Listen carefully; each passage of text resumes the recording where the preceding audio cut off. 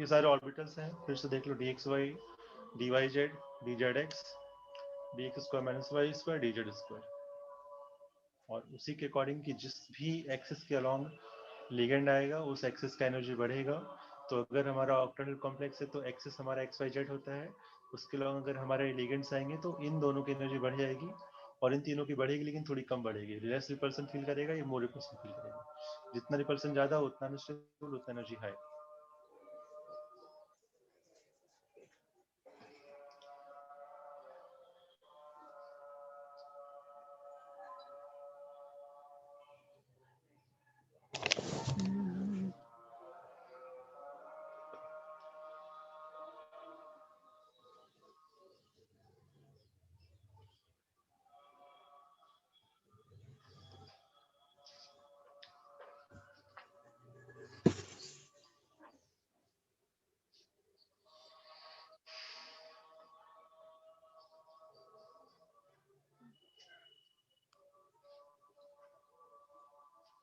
Note हो जाए बताना है।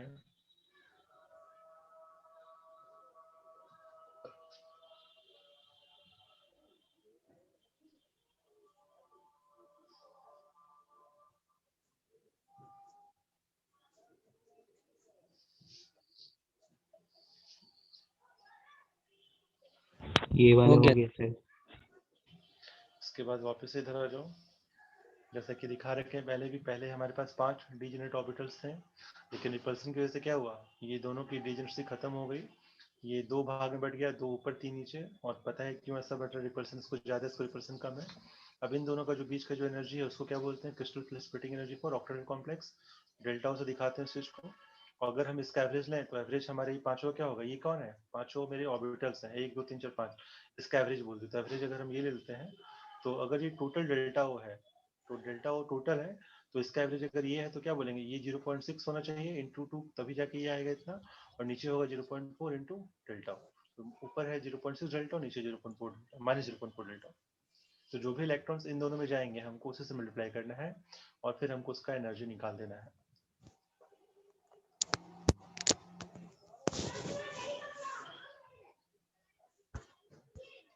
तो अगर तुमसे कोई पूछता है, ध्यान रखना, अगर तुमसे कोई पूछता है कि अगर ऑक्टेनॉल कॉम्प्लेक्स है तो अगर ये स्प्लिटिंग हो रहा है तो कौन कौन से डीजेनरेट ऑर्बिटल्स हैं, तो बता दोगे अब ना अच्छे से।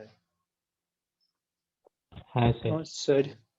अब यहाँ पे क्या बोलेंगे हमारे पास, अब ये पांचों नहीं रहे डीजे, अब कौन रह गया, D x Y, D Y Z and D Z X are degenerate.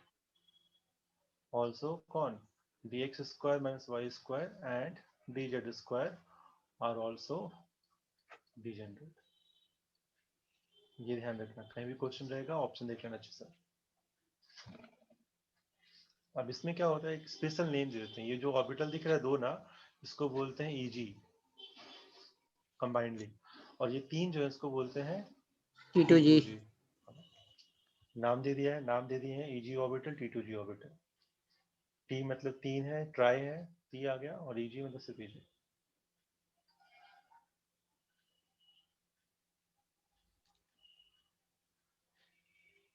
Confuse नहीं होना है। देखो यहाँ पे कितने लेटर है, 3 लेटर, यहाँ पे 2 लेटर ई और जी, 2 लेटर है तो 2 ऑर्बिटल, 3 लेटर है तो 3 लेटर, 3 ऑर्बिटल, ऐसे भी याद रख सकते हैं।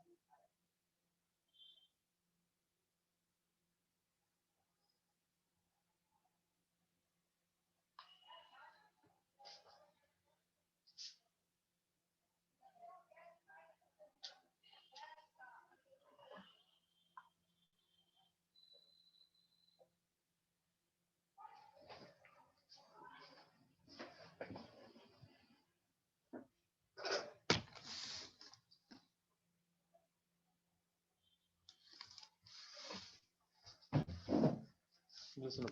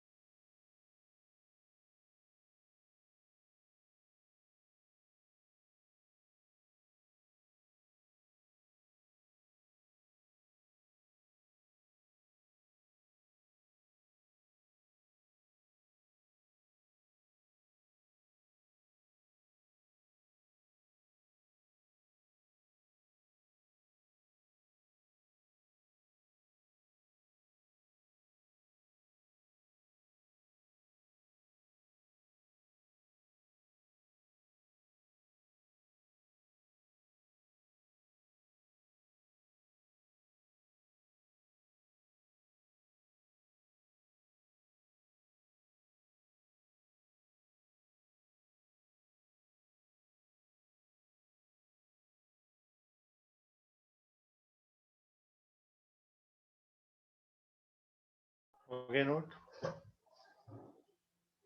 Yes sir. हाँ सर। ठीक।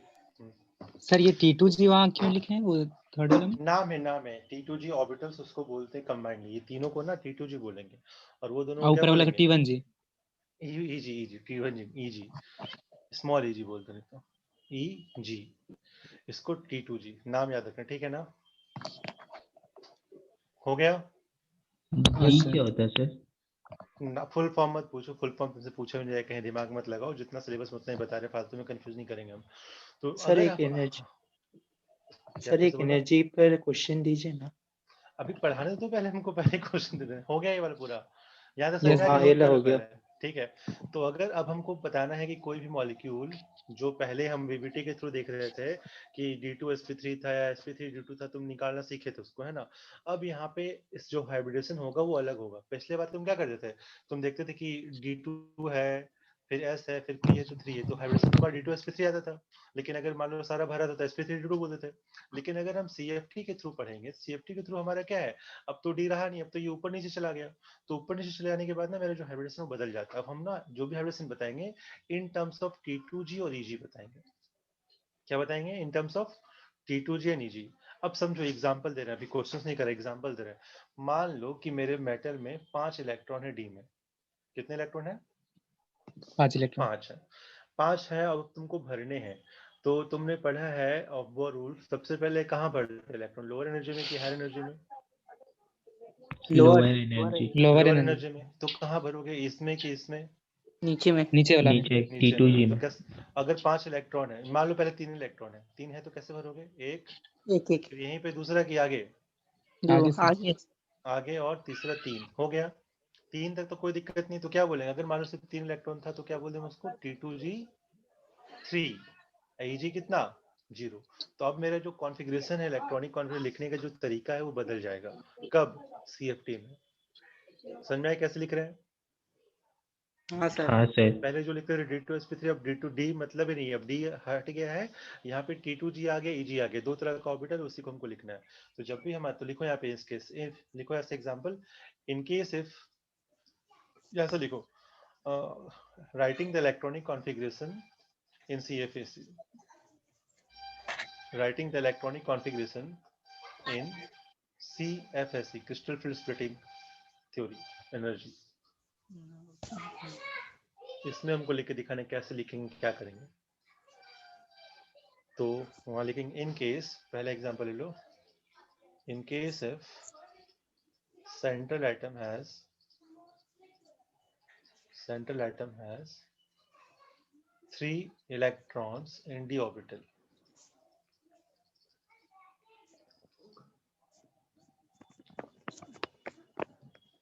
central atom has 3 electrons in d orbital, तो कॉन्फ़िगरेशन क्या आएगा?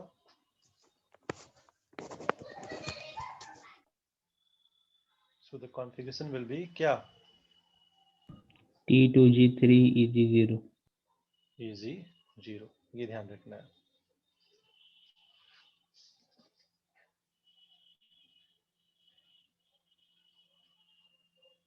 ठीक है, बोलो हाँ या ना, समझ में आया यहाँ तक कैसे? जहाँ तक अभी स्टेप हाँ बाय स्टेप सर। बढ़ेंगे, बहुत कुछ समझना है इसमें। एक बार समझा देंगे तो कुछ समझ में नहीं आएगा। अब दूसरा पार्ट अगर हमसे पूछे कि फाइंड आउट, क्वेश्चन अगर इसी का दे दिया, इसी में कि ऑल्सो फाइंड CFSE। CFSE का फुल फॉर्म क्या है? Crystal field splitting energy. Crystal field splitting energy निकालनी है हमको, किसके लिए? इसी के लिए जिसमें 3 इलेक्ट्रॉन है।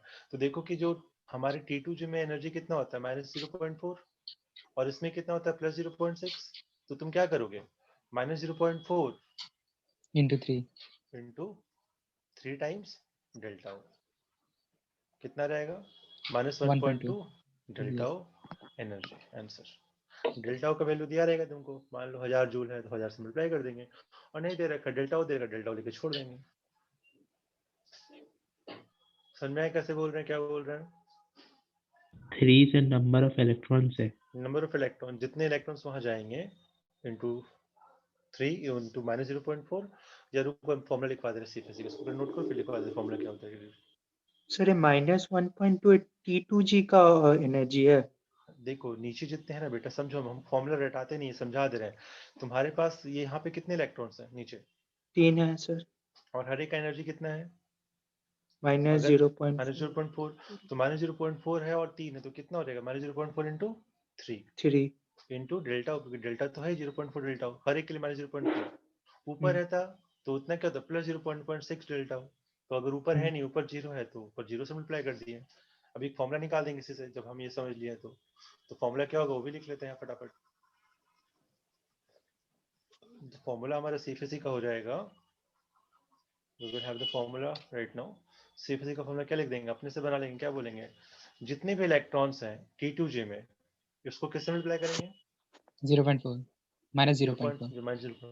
so number of electrons in T2G multiply by -0.4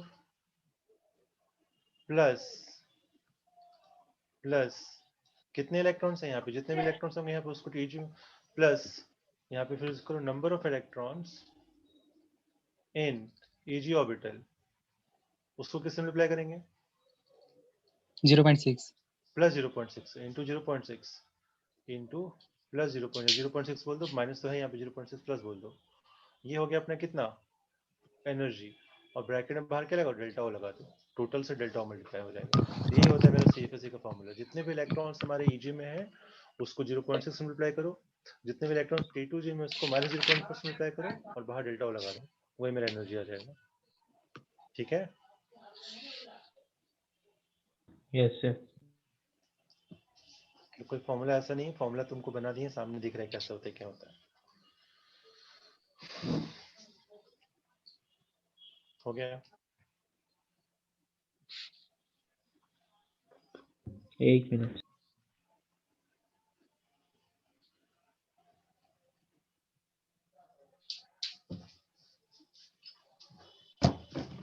हो गया सर। ठीक है। अब थोड़ा आगे बढ़ते हैं, केसेस समझते हैं। देखो, cases when ligands are different, that is strong field and weak field।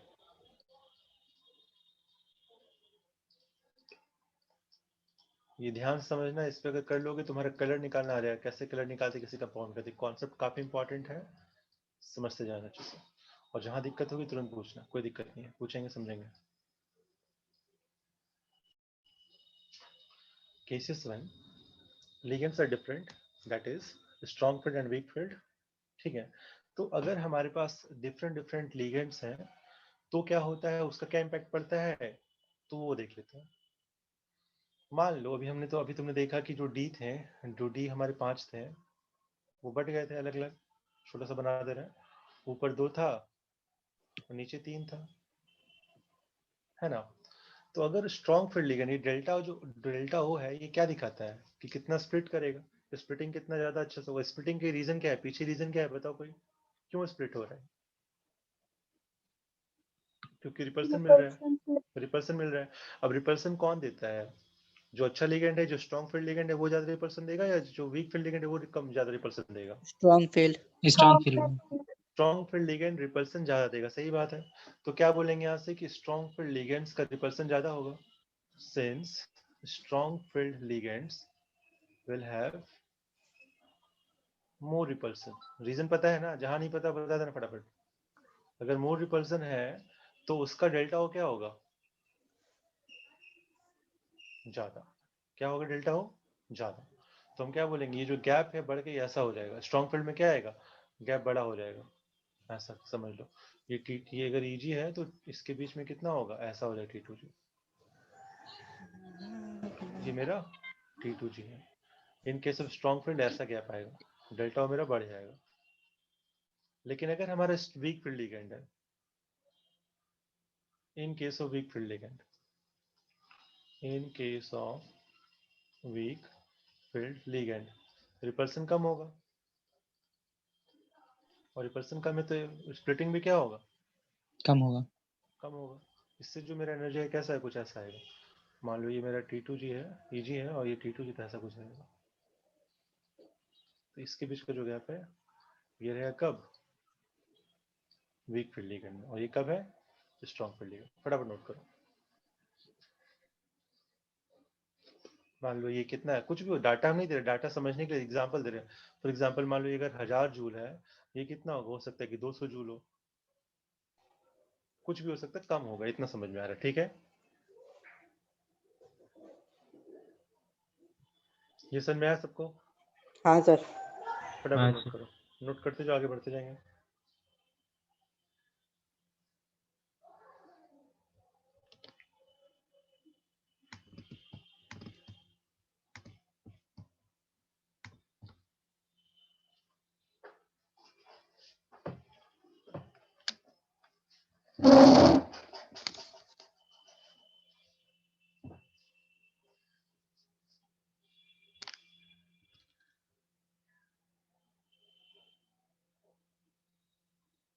हो गया सर।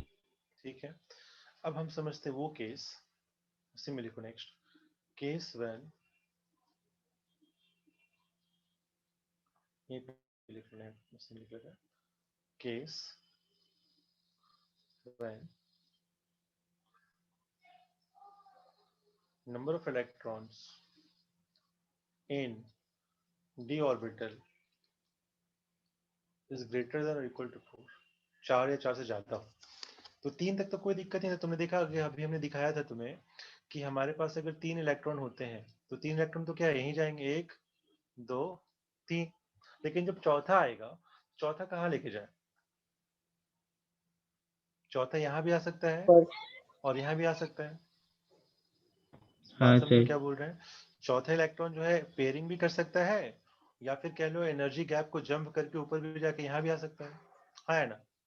यस हाँ सर। सर। Yes sir. तो क्या करें, हमको वो देखना है। हमको ये देखना है कि हम पेयरिंग करेंगे कि ऊपर जंप कर जाएंगे। चलो वी हैव टू, लिगेंड के ऊपर डिपेंड करेगा। ये डिपेंड करेगा किसके ऊपर? लिगेंड के ऊपर। लिगेंड मेरा वीक है कि स्ट्रांग है? अगर स्ट्रांग फील्ड लिगेंड है तो गैप क्या है? बहुत ज्यादा ज्यादा। तो गैप बहुत ज्यादा, तो जंप करने में दिक्कत होगा कि आसानी होगा? दिक्कत दिक्कत होगा। होगा। दिक्कत होगा। तो क्या करेगा? जो आसान है, तो आसान क्या पड़ जाएगा उसमें? Pairing pairing. करना। यहीं पेयर अप पेयरिंग होगा। कर, हाँ, तो पेयर अप हो जाएगा। सुनो ध्यान से क्या बता रहे हैं। तो क्या बोलेंगे? The fourth electron will have, देखो जैसे लिखते जा रहे हैं, बिल्कुल स्लो स्लो लिख रहे हैं, option to either pair up, और दूसरा ऑप्शन क्या होगा? Jump the energy level, jump the energy gap को जंप कर जाए या फिर पेयर कर जाए। तो क्या करना है भाई? तो समझ लेंगे क्या करना है, तो लिख लेंगे नेक्स्ट स्लाइड में।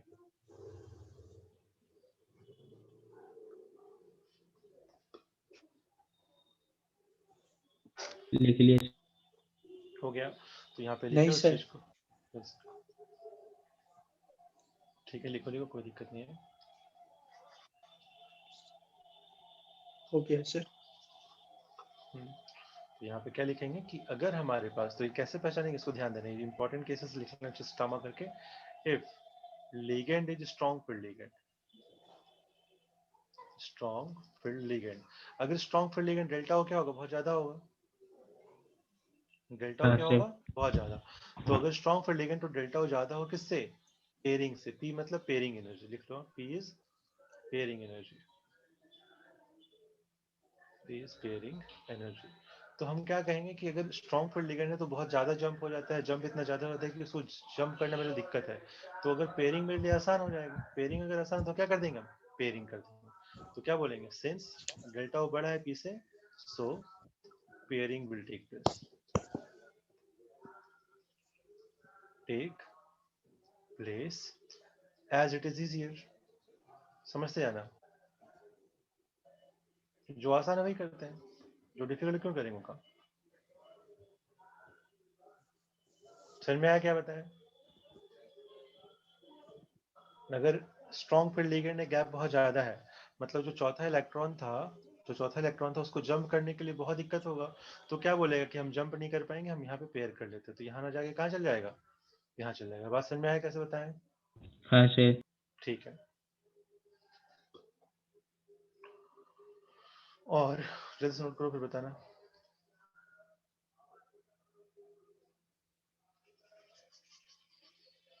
हो गया सर। ठीक है, लिखो फिर दूसरा उसी में, इन case of weak field ligand, in case of weak field, अगर वीक फील्ड लिगेंड है तो उसका डेल्टा क्या होता है, बहुत कम होता है, तो जंप करना क्या होगा उसमें, आसान होगा कि डिफिकल्ट? आसान होगा। आसान होगा। तो अगर वीक फील्ड लिगेंड है हमारा, तो डेल्टा ओ क्या हो जाएगा, लेस देन पेयरिंग एनर्जी। तो जो आसान है, कौन आसान, डेल्टा ओ आसान है, तो क्या बोलेंगे, सो electron will jump the level, the energy gap, और कहाँ चल जाएगा, एंड गोज टू ईजी, लिख रहे हैं एंड गोज टू ईजी, लिख लो अपना, गोज टू ईजी। मतलब क्या है, 3 इलेक्ट्रॉन तो यहाँ तुम भर लिए, 1 2 3, अब चौथा को हम देख रहे हैं कि क्या करना है, तो वीक फील्ड लिगेंड है तो क्रॉस करना था, तो क्रॉस कर जाएंगे यहाँ पे, यहाँ फंस जाएगा।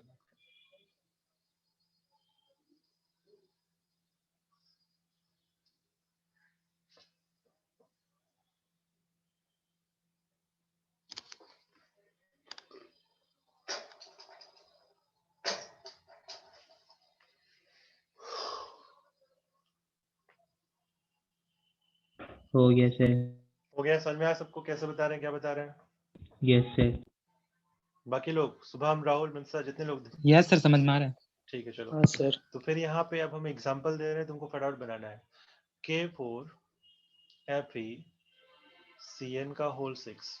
अब हमको बताना है कि इसका इलेक्ट्रॉनिक कॉन्फ़िगरेशन क्या होगा, इलेक्ट्रॉनिक कॉन्फ़िगरेशन बताना है अपने को, और दूसरा बताना है इसका CFSE क्या होगा। तो ट्राई करो एक क्वेश्चन। तो यहाँ पे सबसे पहले क्या करेंगे, तुम देख लो कि कॉम्प्लेक्स कैसा ऑक्टाहेड्रल है, हाँ या ना, सबको दिख रहा है, 6 है हाँ सर। ऑक्टाहेड्रल कॉम्प्लेक्स, ये पहचान लिया। दूसरा देखना है कि इस पूरे कॉम्प्लेक्स में जो मेटल है उसका ऑक्सीजन स्टेट कितना निकालो, से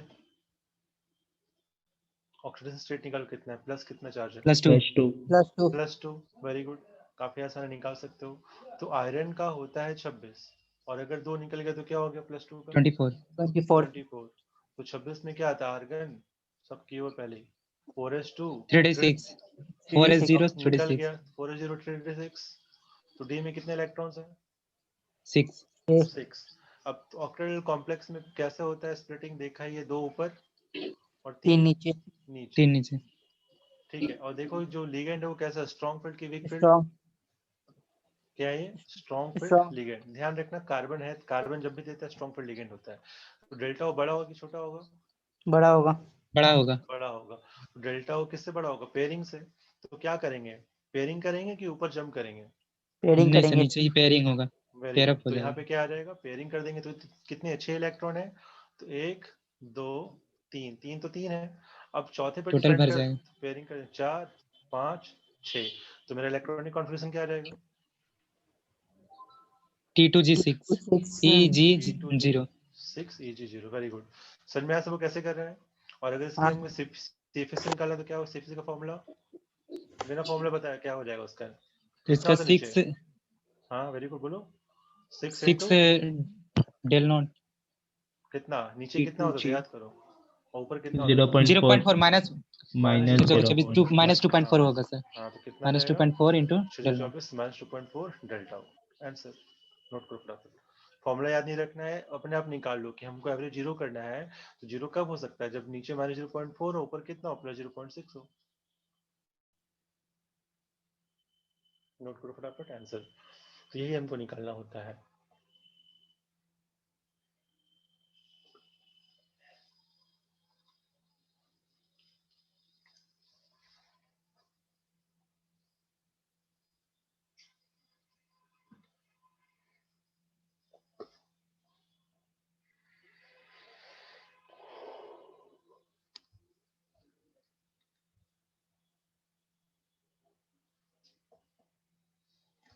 क्वेश्चंस करो, देखो कितना मजा आया करने में, तुमको सब पता होगी कहाँ पे क्या करना है, कैसे करना है, इसलिए बोल रहे हैं जाके ट्राई करना, पढ़ रहे हो क्वेश्चंस करो, कॉन्फिडेंस अपना गेन करो। ये कुछ नहीं है सब कुछ, मैं ऐसे समझना है, कंडीशन में सही बताया, कुछ नहीं है। हम लोग जितने भी स्टूडेंट पढ़ा है ना, ये सब चैप्टर में एकदम तहलका मचा देता है बैठ के, सर ढूंढता है कंडीशन कहाँ मिल जाए। बाकी जो भी चैप्टर्स हैं अगर प्रैक्टिस की हो तो मतलब बिल्कुल वो होना चाहिए कि हाँ कैसे भी आएगा, कहीं से आएगा, बना ही देंगे बैठ के। केमिकल काइनेटिक्स हो गया, सॉल्यूशन चैप्टर हो गया, कुछ है ही नहीं उसमें।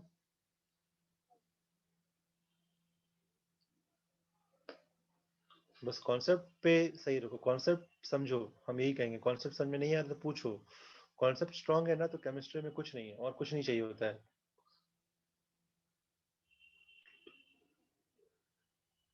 सर प्रैक्टिस चाहिए ना। प्रैक्टिस जितना मैथ्स और फिजिक्स में चाहिए ना प्रीतम, उसका 10% चाहिए केमिस्ट्री में। Yes, sir, इसमें केवल concept. हाँ, प्रैक्टिस के बिना तो तुम कुछ नहीं कर सकते हो, लेकिन प्रैक्टिस जितना तुम मैथ्स में करोगे ना एक कॉन्सेप्ट जानने के बाद, उसका 10% भी कर लिया ना तुम, तो हो गया तुम्हारी केमिस्ट्री। हम केमिस्ट्री में सिर्फ नोट्स रिवाइज कर कुछ नहीं करते थे, बस क्वेश्चन बनाते थे। लेकिन मेरा मैक्सिमम टाइम जाता था रिवीजन में, ताकि हम कुछ भूल ना जाए कि पढ़े तो क्या है, तो ये नहीं कि कुछ उल्टा ही लगा रहे देख के। Yes yes.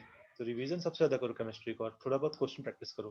क्वेश्चन प्रैक्टिस तो करना ही पड़ता है, ऐसा नहीं कि नहीं करेंगे, लेकिन हाँ जितना रिवीजन में मेरा टाइम रहेगा ना, उससे कम टाइम रहेगा क्वेश्चन प्रैक्टिस करने में। कॉन्सेप्ट अगर तुमको पता है ना, तुम कहीं से क्वेश्चन लगे दो ना, हमको फर्क नहीं पड़ता। हमको बस ये देखना है कि हम पढ़े हैं कि नहीं। अगर नहीं पढ़े तो नहीं बना पाएंगे, और पढ़े हैं तो उसमें डिफिकल्ट क्वेश्चन बनते नहीं, और अगर आ गए क्वेश्चन तो करेंगे ही नहीं, क्या टाइम मेरे लिए कॉस्टली है। दोनों ऑप्शन है मेरे पास। अगर डिफिकल्ट क्वेश्चन दे दिया है तो बनाना भी नहीं है, और अगर दिया है अगर अगर कॉन्सेप्ट मेरा पढ़ा हुआ है तो आसान क्वेश्चन नहीं आएगा तो बना ही देंगे। और मैथ्स केमिस्ट्री में आसान क्वेश्चन ही आते हैं, डिफिकल्ट आते ही नहीं है। सिर्फ फिजिक्स में आता है ना।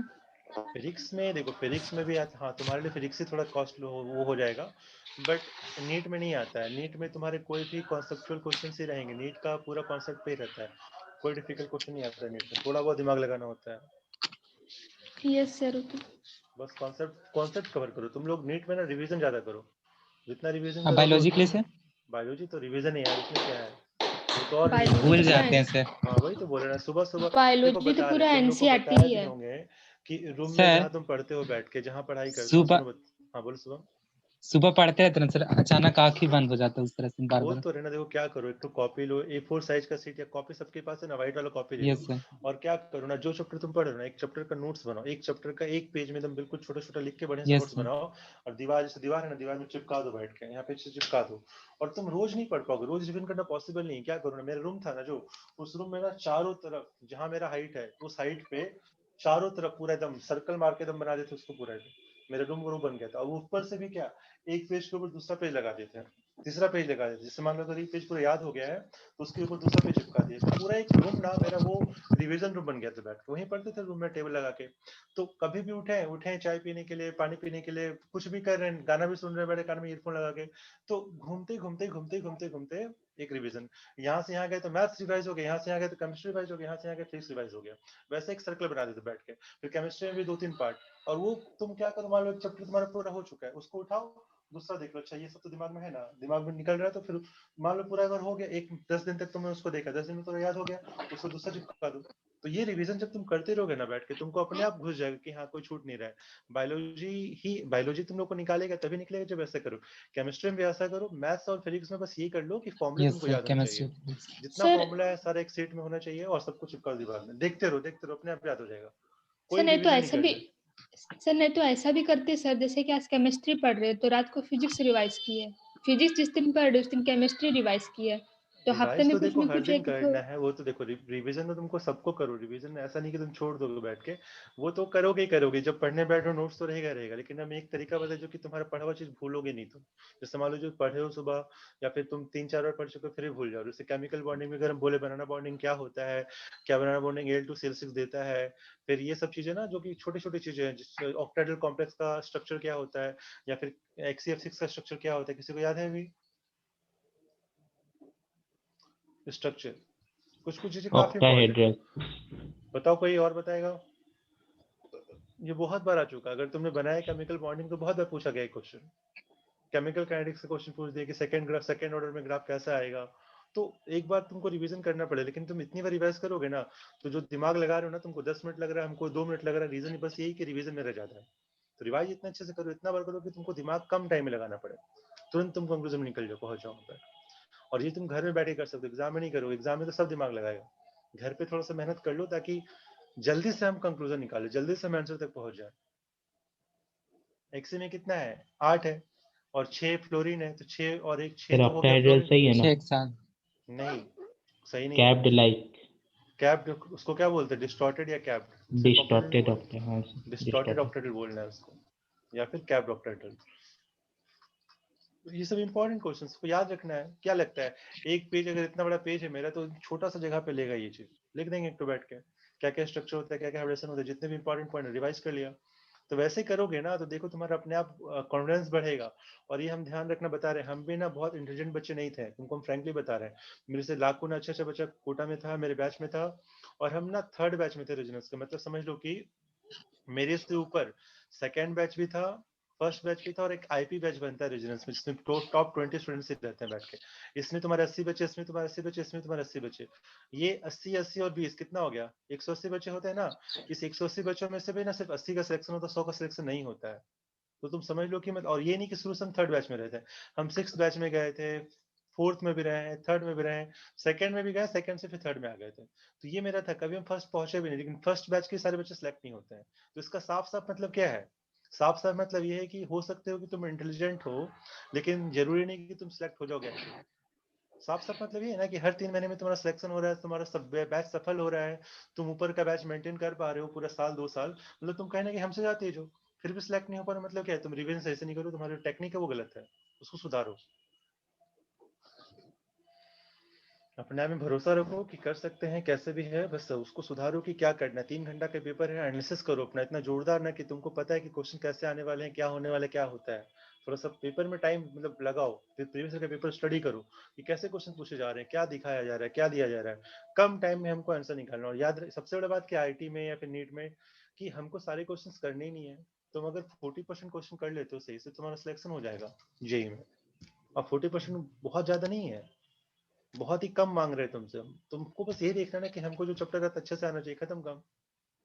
नीट में से नीट में तो थोड़ा करना पड़ेगा, नीट का तो 120 पेपर दिया बायोलॉजी वाला, है। ये हाँ, से नीट में तो तुमको करना, लेकिन फिजिक्स में बायोलॉजी यस केमिस्ट्री सर। तो हो जाएगा, हाँ, फिजिक्स में सर थोड़ा सा। फिजिक्स में तुम बायोलॉजी तो 60% फिर भी भी सर ला, पूरा एनसीईआरटी है सर बायोलॉजी। फिजिक्स में तुम अगर 180 में से तुम 100 भी लाते हो तो ना तो बढ़िया एनसीईआरटी पढ़ नंबर लेगा ला तो रहे हो हो। जाएगा। 100 120 ला रहे हो तो बहुत ला रहे हो। केमिस्ट्री में तुम 120 140 ला बहुत ला रहे हो, उससे तो कोई लाता भी नहीं है। एवरेज बच्चे की बात कर रहे हैं, 720 में 720 लाने की बात नहीं कर रहे हैं। अगर 500 नंबर लाना है, 550 नंबर लाना है, तो इतना सही होना चाहिए मिनिमम। और ये करके इतने टारगेट तुम रखो, ऐसा टारगेट मत रखो बैठे कि ये कर देंगे वो कर देंगे। अगर तुम फिजिक्स में 100 से प्लस ला रहे हो ना, केमिस्ट्री में 120 प्लस ला रहे हो, बायो में तुम्हारे पास आएंगे ही आएंगे उतने नंबर, तो तुम वहां से निकाल ही लोगे बैठ के, कोई दिक्कत नहीं है इसको करने में। और ये जरूरी नहीं कि 100 120 भी आ जाएगा आराम से, अगर तुम थोड़ा सा रिवीजन स्ट्रॉन्ग कर दोगे तो हर एक पार्ट को, हर एक चैप्टर को अच्छे से रिवाइज कर लोगे बैठ कर। ठीक है, यस। चलो ये वाला पार्ट हो गया सबका। ठीक है, यस नेक्स्ट सर। हेडिंग लिखो, स्प्लिटिंग इन टेट्राहेड्रल।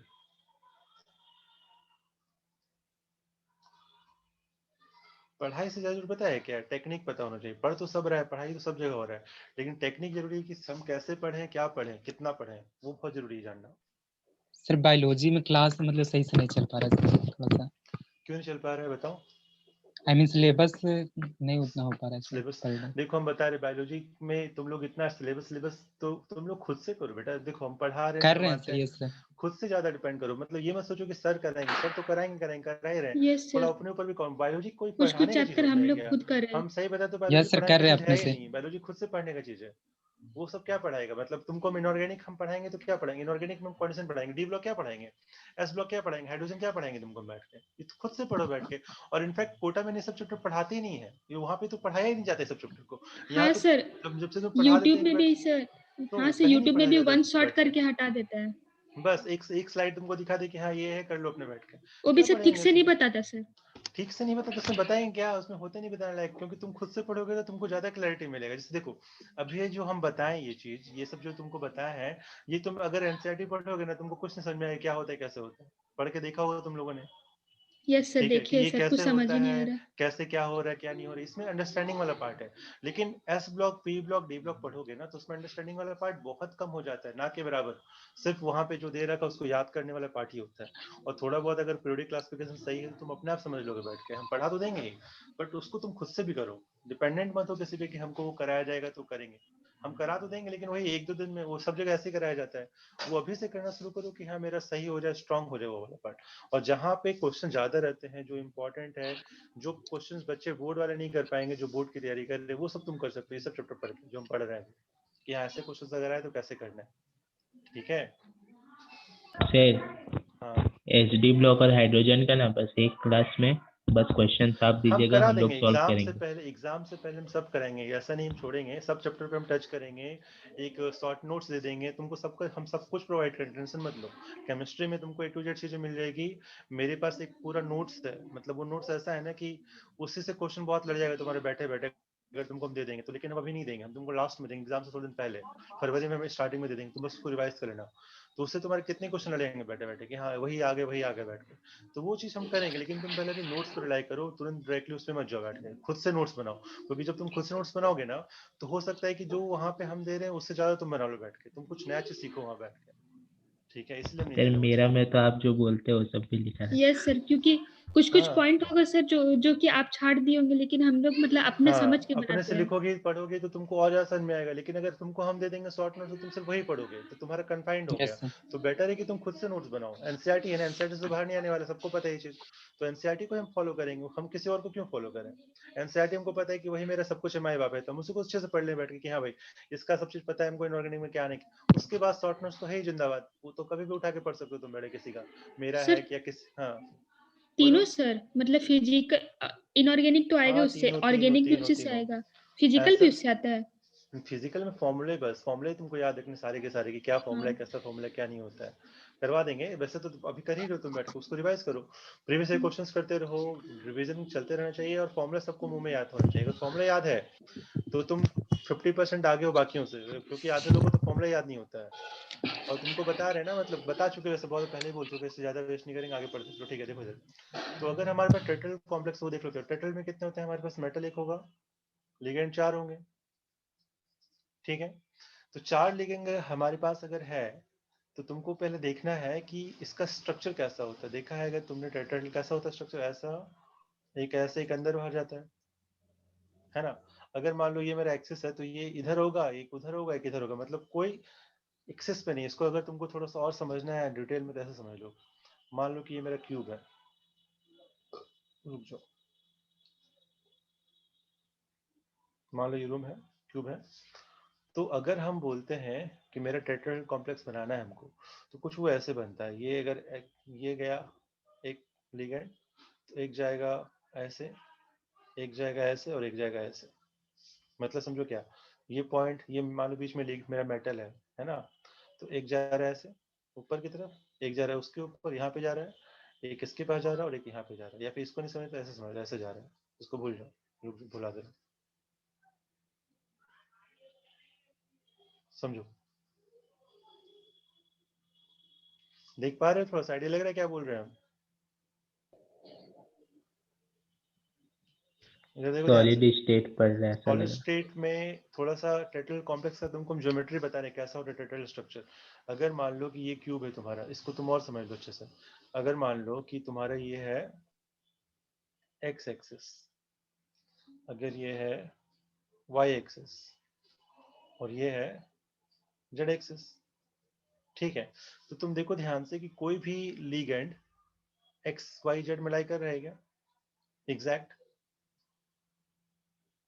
कर नहीं। रहा है क्या, नहीं कर रहा। देखो नहीं यहाँ पे सर। ध्यान नो से, सर। अगर तुम देखोगे तो ये एक्स है और ये जेड है, तो ये वाला जो लिगेंड है कहाँ चला, एक्स जेड में चला गया, है ना।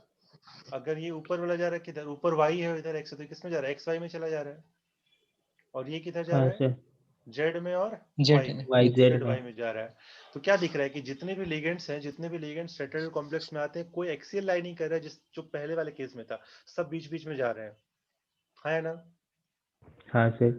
तो जब बीच बीच में जाएंगे तो इधर आ जाओ, किसकी एनर्जी बढ़ेगी इन चारों पांचों में से, नीचे वाला का, नीचे वाला का एनर्जी जो बढ़ेगा। पहले नीचे था वो अभी ऊपर हो जाएगा। ये पांचों को देखो ना, d square y square d d x y, x Y. D किसका एक्स एनर्जी वाई डी बढ़ेगा। Y Z D Z x का। हाँ, तो क्या बोलेंगे, इसमें जो लिगेंड है इस बार इधर से अप्रोच करेगा, तो इन तीनों का एनर्जी क्या होगा, बहुत बढ़ेगा, इन दोनों का एनर्जी कम बढ़ेगा। बात समझ में आया क्या बताएं। हाँ सर। तो क्या हो हाँ जाएगा सर। मेरा, फिर इस केस में जो मेरा D5 था पहले नीचे, ध्यान देना, ये सब कहीं तुमको नहीं मिलेगा, कोई यूट्यूब में देख लेना बैठ के, समझ में नहीं आएगा बैठ कर। तो ये चीज अगर तुम देखोगे ऐसे करके तो क्या हो जाएगा, ये दो भाग में बटेगा, और दो भाग कैसे बटेंगे, तीन जो जाएंगे ऊपर, जो पिछली बार तीन नीचे थे वो तीन ऊपर, क्यों की दिख रहा है, एक्स वाई में है, वाई जेड में है, जेड एक्स में अलग अलग बीच बीच में घुस रहे हैं, और दो जाएंगे नीचे, उनके ही बढ़ेंगे, क्यों ऑब्वियस सी बात है, अगर एक्स भी है तो बीच बीच में तो आ ही रहा कहीं पे, तो यही बढ़ेगा, थोड़ा कम बढ़ेगा, बढ़ेगा लेकिन थोड़ा कम। कम बढ़ेगा। और ये पहले था इतना, तो अगर ये मेरा एनर्जी डायग्राम है तो ये सब ऊपर चला गया, इनका फिर से एवरेज लोगे तो एवरेज यहाँ पे आ गया, दिस इज द एवरेज। ठीक है, मान लो एवरेज है, और इसको क्या बोलेंगे इस बार, delta T, splitting energy in tetrahedral complex, crystal field splitting energy, crystal field splitting energy for tetrahedral complex. ठीक है, और अगर हम फिर से पूछे तो तुम खुद से बताओ ऊपर कितना होगा, माइनस की प्लस, ऊपर होगा प्लस में तो होगा ही ऊपर, कितना प्लस होगा, प्लस 0.4। 0.4 याद रखना है, क्योंकि हमको क्या करना है, एवरेज लेना, तो क्या बोलेंगे, यहाँ से जो ऊपर है कितना होगा, प्लस 0.4 0.4 डेल्टा टी, और नीचे कितना होगा, माइनस माइनस 0.6। माइनस 0.6। अब ये मत बोलना क्यों आ रहा है कैसा, सबको पता है, ठीक है।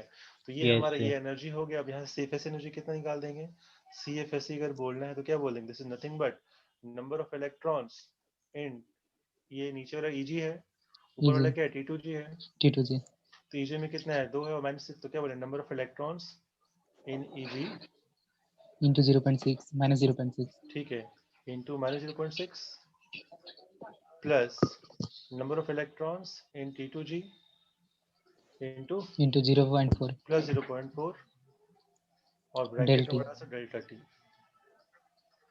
ये हो गया, फटाफट नोट करो। सर बोलो। सर थोड़ा सा ये क्यूब वाला हमको थोड़ा सा नहीं समझ में आया सर। क्यूब नहीं समझ, देखो बता रहे, क्यूब मान लो तुम्हारा रूम है, क्यूब क्या है, ये हम तुमको ये रूम ले लिए, रूम दिखा दिए, तो जो टेट्राहेड्रल स्ट्रक्चर होता है ना वो तुमको हम दिखा चाहिए, टेट्राहेड्रल स्ट्रक्चर देखो ऐसे ही होता है ना, देखा होगा तुमने, पेन दिख कर लिखा है, एक यस ऐसे सर, एक अंदर एक बाहर ऐसे करके जा रहा है, तो यही यस सर, टेट्राहेड्रल देखो ध्यान से ऐसे ही होता है, ये तुम्हारा एंगल है, एक ऊपर जाएगा ऐसे करके, ये पॉइंट से यहाँ मान लो बीच में कहीं ला रहे हैं, फिर एक उधर से जाएगा, एक ऐसे जाएगा, एक ऐसे जाएगा, तो यही टेट्राहेड्रल स्ट्रक्चर होता है, सबका एंगल कितना आ रहा है, 109 डिग्री, 109 डिग्री, थोड़ा सा फैल के रह रहा यस है, सर। तो यही होता है टेट्राहेड्रल स्ट्रक्चर, एक्चुअल में ऐसे दिखता है 3D में अगर देखोगे तो दिस इज इन 3D, ठीक है, एक ऊपर तीन सर नीचे सब बराबर, हाँ बोलो। हम उसको वो वाला कॉर्नर में भी ले जा सकते थे ना। अरे कहीं भी ले जाओ, क्या फर्क पड़ना, तुम ऐसा समझ लो, एक हाँ और सर। नया बनाया था, रुको, इसमें क्या है, जैसा मैंने बनाओ,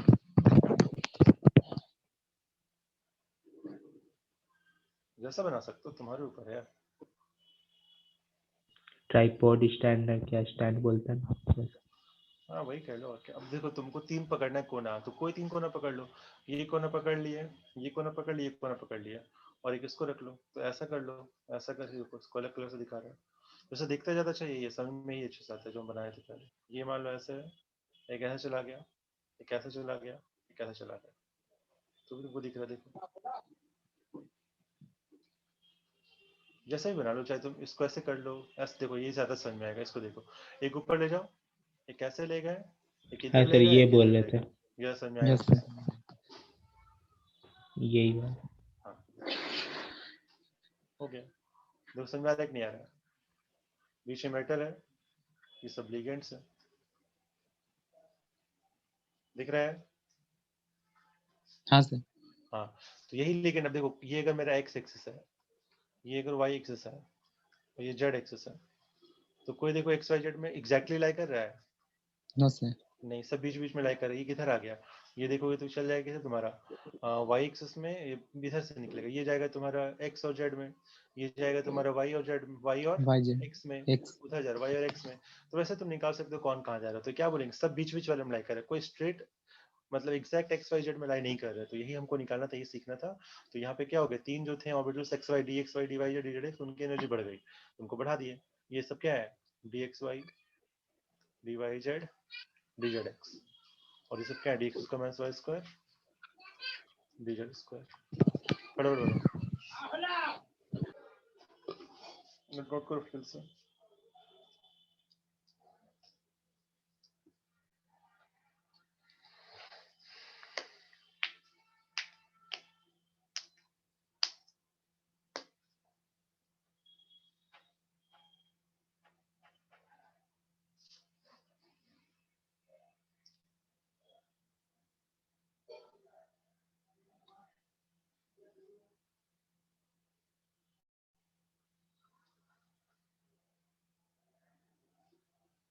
ये क्लॉज माइकलसन कौन है भाई? आयुष श्रीवास्तव। आयुष, अच्छा ठीक।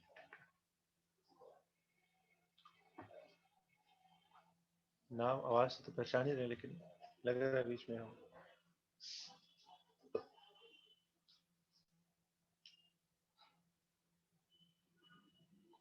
इसमें ना एक छोटा सा एनर्जी बोलते हैं पेयरिंग एनर्जी भी आता है। तो अगर पेयरिंग करोगे ना, तो यहाँ पे जो भी फॉर्मूला लिखे हो ना, प्लस ये कर देना, plus n into pairing energy, n into P, मतलब जितने इलेक्ट्रॉन्स हैं पेयरिंग हो रहे हैं उनको p से मल्टीप्लाई करना। अगर दिया है क्वेश्चन में तब, क्वेश्चन में अगर नहीं दे रखा है तो मत करना।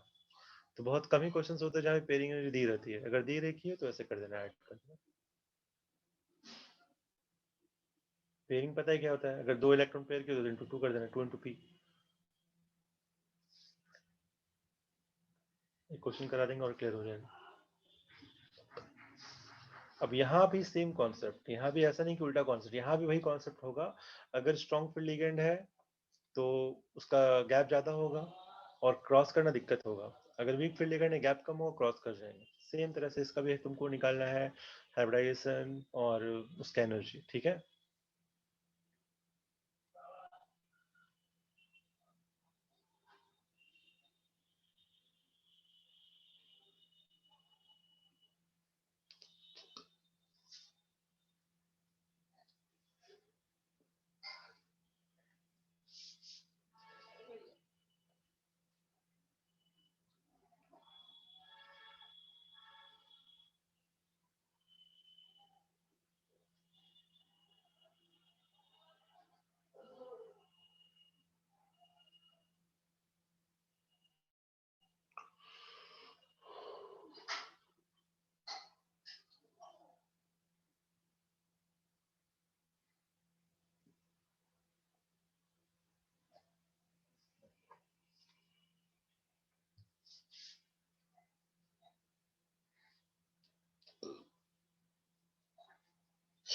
हो गया नोट? एक मिनट।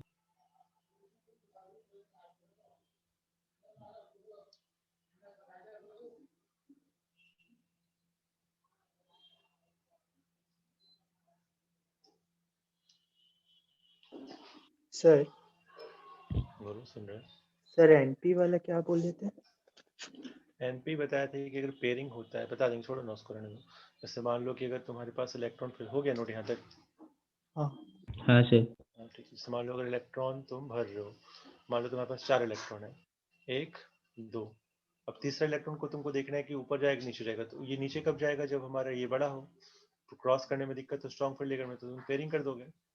तो तुम जब यहाँ पे भरोगे तो क्या बोलोगे? नंबर ऑफ इलेक्ट्रॉन से नीचे कितने हैं? 4, 4 इंटू हाँ 0.6 करोगे, माइनस 0.6 डेल्टा टी। ये हो गया इसका, और प्लस 0 इंटू 0 है इंटू 0.6 कर दो, बात तो बराबर 0 ही रहेगा। अब पेयरिंग हाँ कितनी बार सर की हो? पेयरिंग कितनी बार की हो? एक बार यहाँ 2 पेयरिंग, एक बार बार। यहाँ पेयरिंग, 2। तो क्या करोगे? प्लस 2 इंटू पेयरिंग कर दो। समझ में आया अगर क्या बता रहे? पेयरिंग नहीं हुआ तो? पेयरिंग नहीं हुआ तो नहीं, पी नहीं रहेगा। तुमको क्वेश्चन में दिया रहेगा, अगर पी दे रखा है या फिर कहीं पेयरिंग एनर्जी दे रखा है कि हर एक का पेयरिंग एनर्जी 100 जूल का है, ठीक है, और डेल्टा हाँ टी मेरा जो है 1000 जूल का है। कितना है? 1000 जूल का है। तुम वैल्यू निकाल सकते हो ना, सोच जोड़ जाड़ के अपना। 4 इंटू 0.6 माइनस 0.1000 कर दोगे, और 2 इंटू पेयरिंग 100 कर दोगे, सॉल्व कर लोगे, आंसर निकाल दोगे। ऐसे क्वेश्चंस बहुत कम आते हैं, एडवांस के लिए आ सकते हैं, लेकिन पेयरिंग तुम्हारे सिलेबस में बहुत कम पूछा गया है, मतलब बहुत ना के बराबर। हमको कोई क्वेश्चन सर दिखे नहीं पेयरिंग वाले। हाँ ये बोलो। जो n है वो नंबर ऑफ पेयर्स है। नंबर ऑफ पेयर्स है, हाँ, जितनी बार तुम पेयरिंग किए हो। 2 बार पेयरिंग किए तो 2 हो जाएगा, 3 पेयरिंग किए 3 हो जाएगा, जितनी बार पेयर हो रहा है, ठीक है।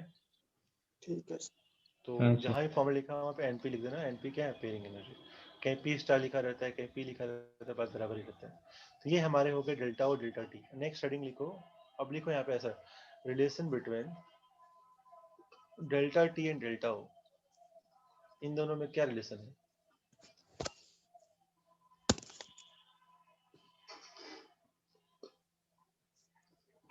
तो छोटा कौन होगा, डेल्टा टी की डेल्टा ओ?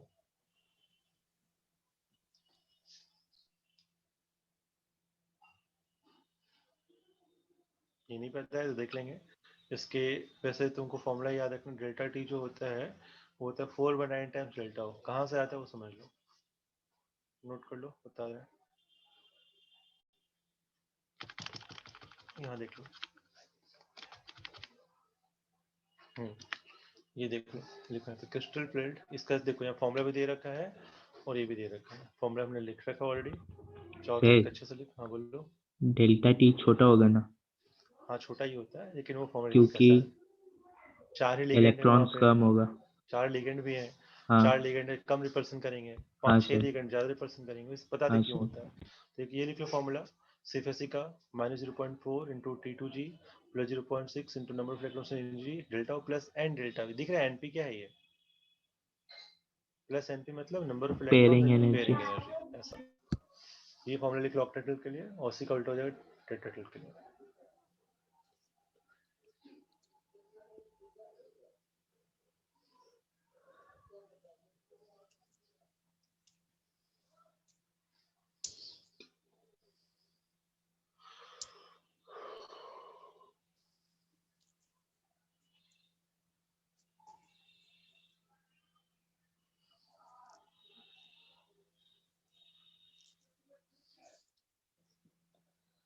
क्या लिखना है सर? फॉर्मूला पहले फॉर्मूला लिख लिया, सही से लिखो, हाँ फॉर्मूला लिखवाए तो तुम्हें। दूसरा लिख लिख लो लिए सर। लिख लिया ना। दूसरा लिखो, क्रिस्टल फील्ड स्प्लिटिंग का जो एनर्जी का कंपैरिजन होता है कैसे आता है। जब हमने बताया कि डेल्टा टी जो है 4/n डेल्टा होता है, वो कैसे होता है, तो उसके पीछे रीजन क्या है वो देख लो। पहला रीजन क्या है, there are only 4 ligands instead of 6। तुमको पता है कि टेट्राइड में कितने होते हैं, 4 होते हैं। ऑक्टेट में 4 कितने होते हैं, 6 होते हैं। 6 ठीक है, तो अगर हम 4/6 लिखें कितना रहेगा, 2 2/3, बाई 2/3 हो जाएगा एनर्जी का। और दूसरा रीजन क्या है, तो यहाँ पे पढ़ो अपने आप समझ आएगा। There are only 4 ligands instead of 6, so the ligand field is only 2/3 the size as the ligand field splitting in इजॉर्ट्स। ठीक है, 2/3 साइज, तो क्या बोलेंगे, अगर 2/3 साइज का लिगेंड है तो 2/3 एनर्जी भी हो जाएगा। हाँ ठीक सर। है, दूसरा क्या बोल रहा है, the direction of the orbitals does not coincide with the direction of ligands. किसमें, टेट्राहेड्रल में। अगर तुम देखोगे ऑक्टाहेड्रल तो सब x axis y axis z axis के अलॉन्ग था, लेकिन ऑक्टाहेड्रल टेट्राहेड्रल में इतना ज्यादा कोइंसाइड नहीं करता है। इस कारण से क्या होता है, रिपल्सन कम मिलता है जितना वहां मिल रहा है। तो अगर ऑक्टाहेड्रल को रिपल्सन ज्यादा मिलेगा तो उसका एनर्जी भी ज्यादा होगा। टेट्राहेड्रल को रिपल्सन अगर कम मिलेगा तो एनर्जी भी कम होगा, तो क्या बोलेंगे, दैट फिर से बोलो, the direction of the orbital does not coincide with the direction of ligands. This reduces the crystal field splitting by roughly further 2/3। मतलब एक 2/3 अमाउंट का जो होता है और कम हो जाता है। किस कारण से, क्योंकि उसका जो ओरिएंटेशन है वो उतना परफेक्ट नहीं जितना ऑक्टेट्रल परफेक्ट है। इस कारण से 2 बार 2/3 हो गया, एक बार यहाँ से 2/3, एक बार यहाँ 2/3, तो कितना आ गया, 2/3 2/3 4/9। तो ये आ गया 4/9 डेल्टा। नोट सर करो, क्या सर, 2/2 क्यों हुआ? एक बार तो समझ में आ गया ऊपर। हाँ हाँ ठीक है, नीचे में क्या बता रहे हैं कि ये कहता है ये थ्योरी कि ऑक्टेट्राहेड्रल कॉम्प्लेक्स में ना पूरा एकदम डायरेक्शन के अराउंड जो एक्स एक्सिस के उसी के अलोंग तुम्हारा आ रहा लिगेंड, तो रिपल्सन बहुत ज्यादा मिलता है और 3-3 बार रिपल्सन ज्यादा मिल रहा है। ठीक है ना, इस कारण से वहां बहुत रिपल्सन ज्यादा है, लेकिन टेट्राहेड्रल में इतना ज्यादा कोइंसाइड नहीं करता है, सेम डायरेक्शन पे नहीं आता है, ज्यादा रिपल्सन नहीं आता वहां पे। इसलिए वहां पे और घट जाता है तुम्हारा रिपल्सन, और घट जाएगा रिपल्सन तो एनर्जी भी क्या होगा, घट जाएगा। इसीलिए 2/3 की कमी और हो जाती है। तो 2 बार अगर 2/3 हो रहा है तो 2/3 कितना हो गया, 4/9। वही ध्यान रखना। अगेन कहीं पूछा नहीं जाता है सब चीज, बस याद ही रखना होता है कि 4/9 टाइम डेल्टा हो, याद रखना तुमको, नोट कर लो।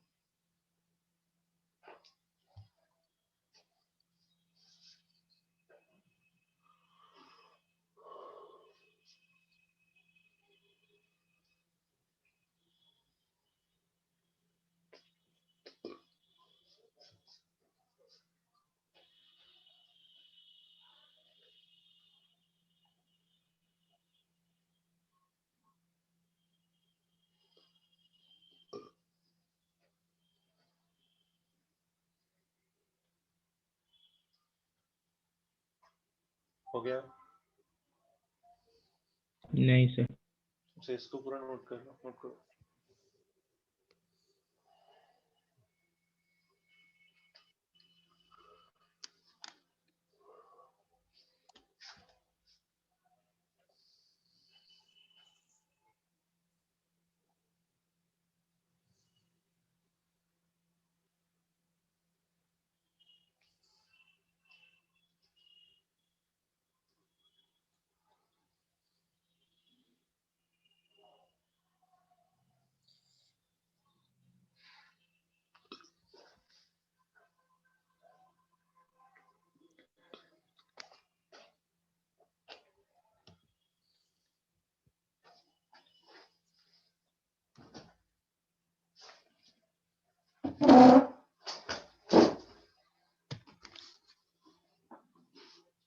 लिख लिए सर।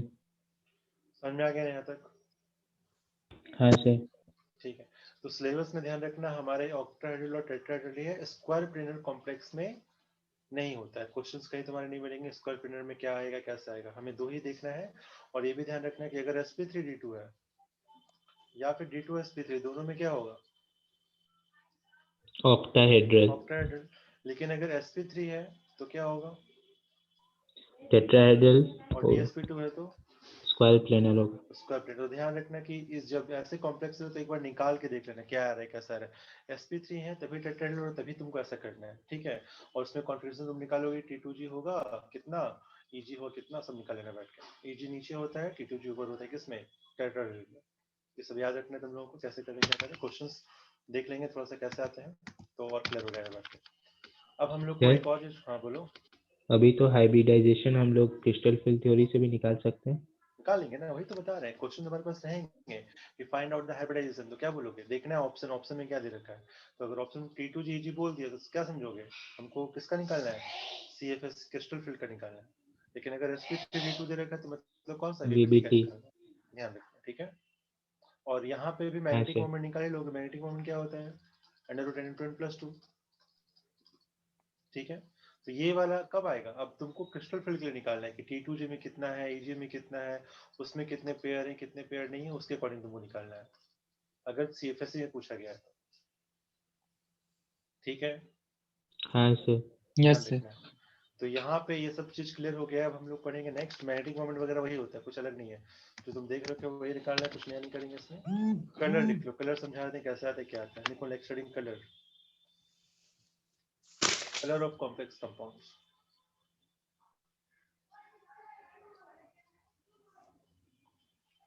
कॉम्प्लेक्स कंपाउंड्स, देखो यहाँ पे ध्यान से, हो गया नोट?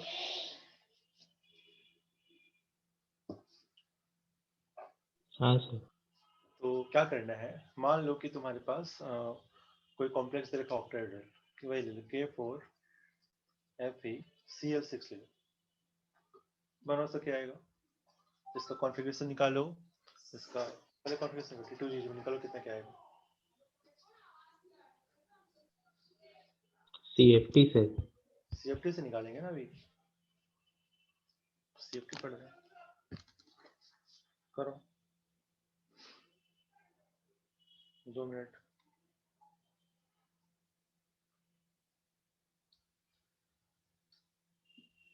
सब लोग निकालो क्या आ रहा है।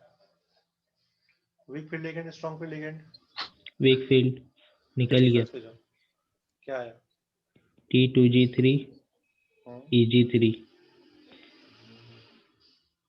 गलत है।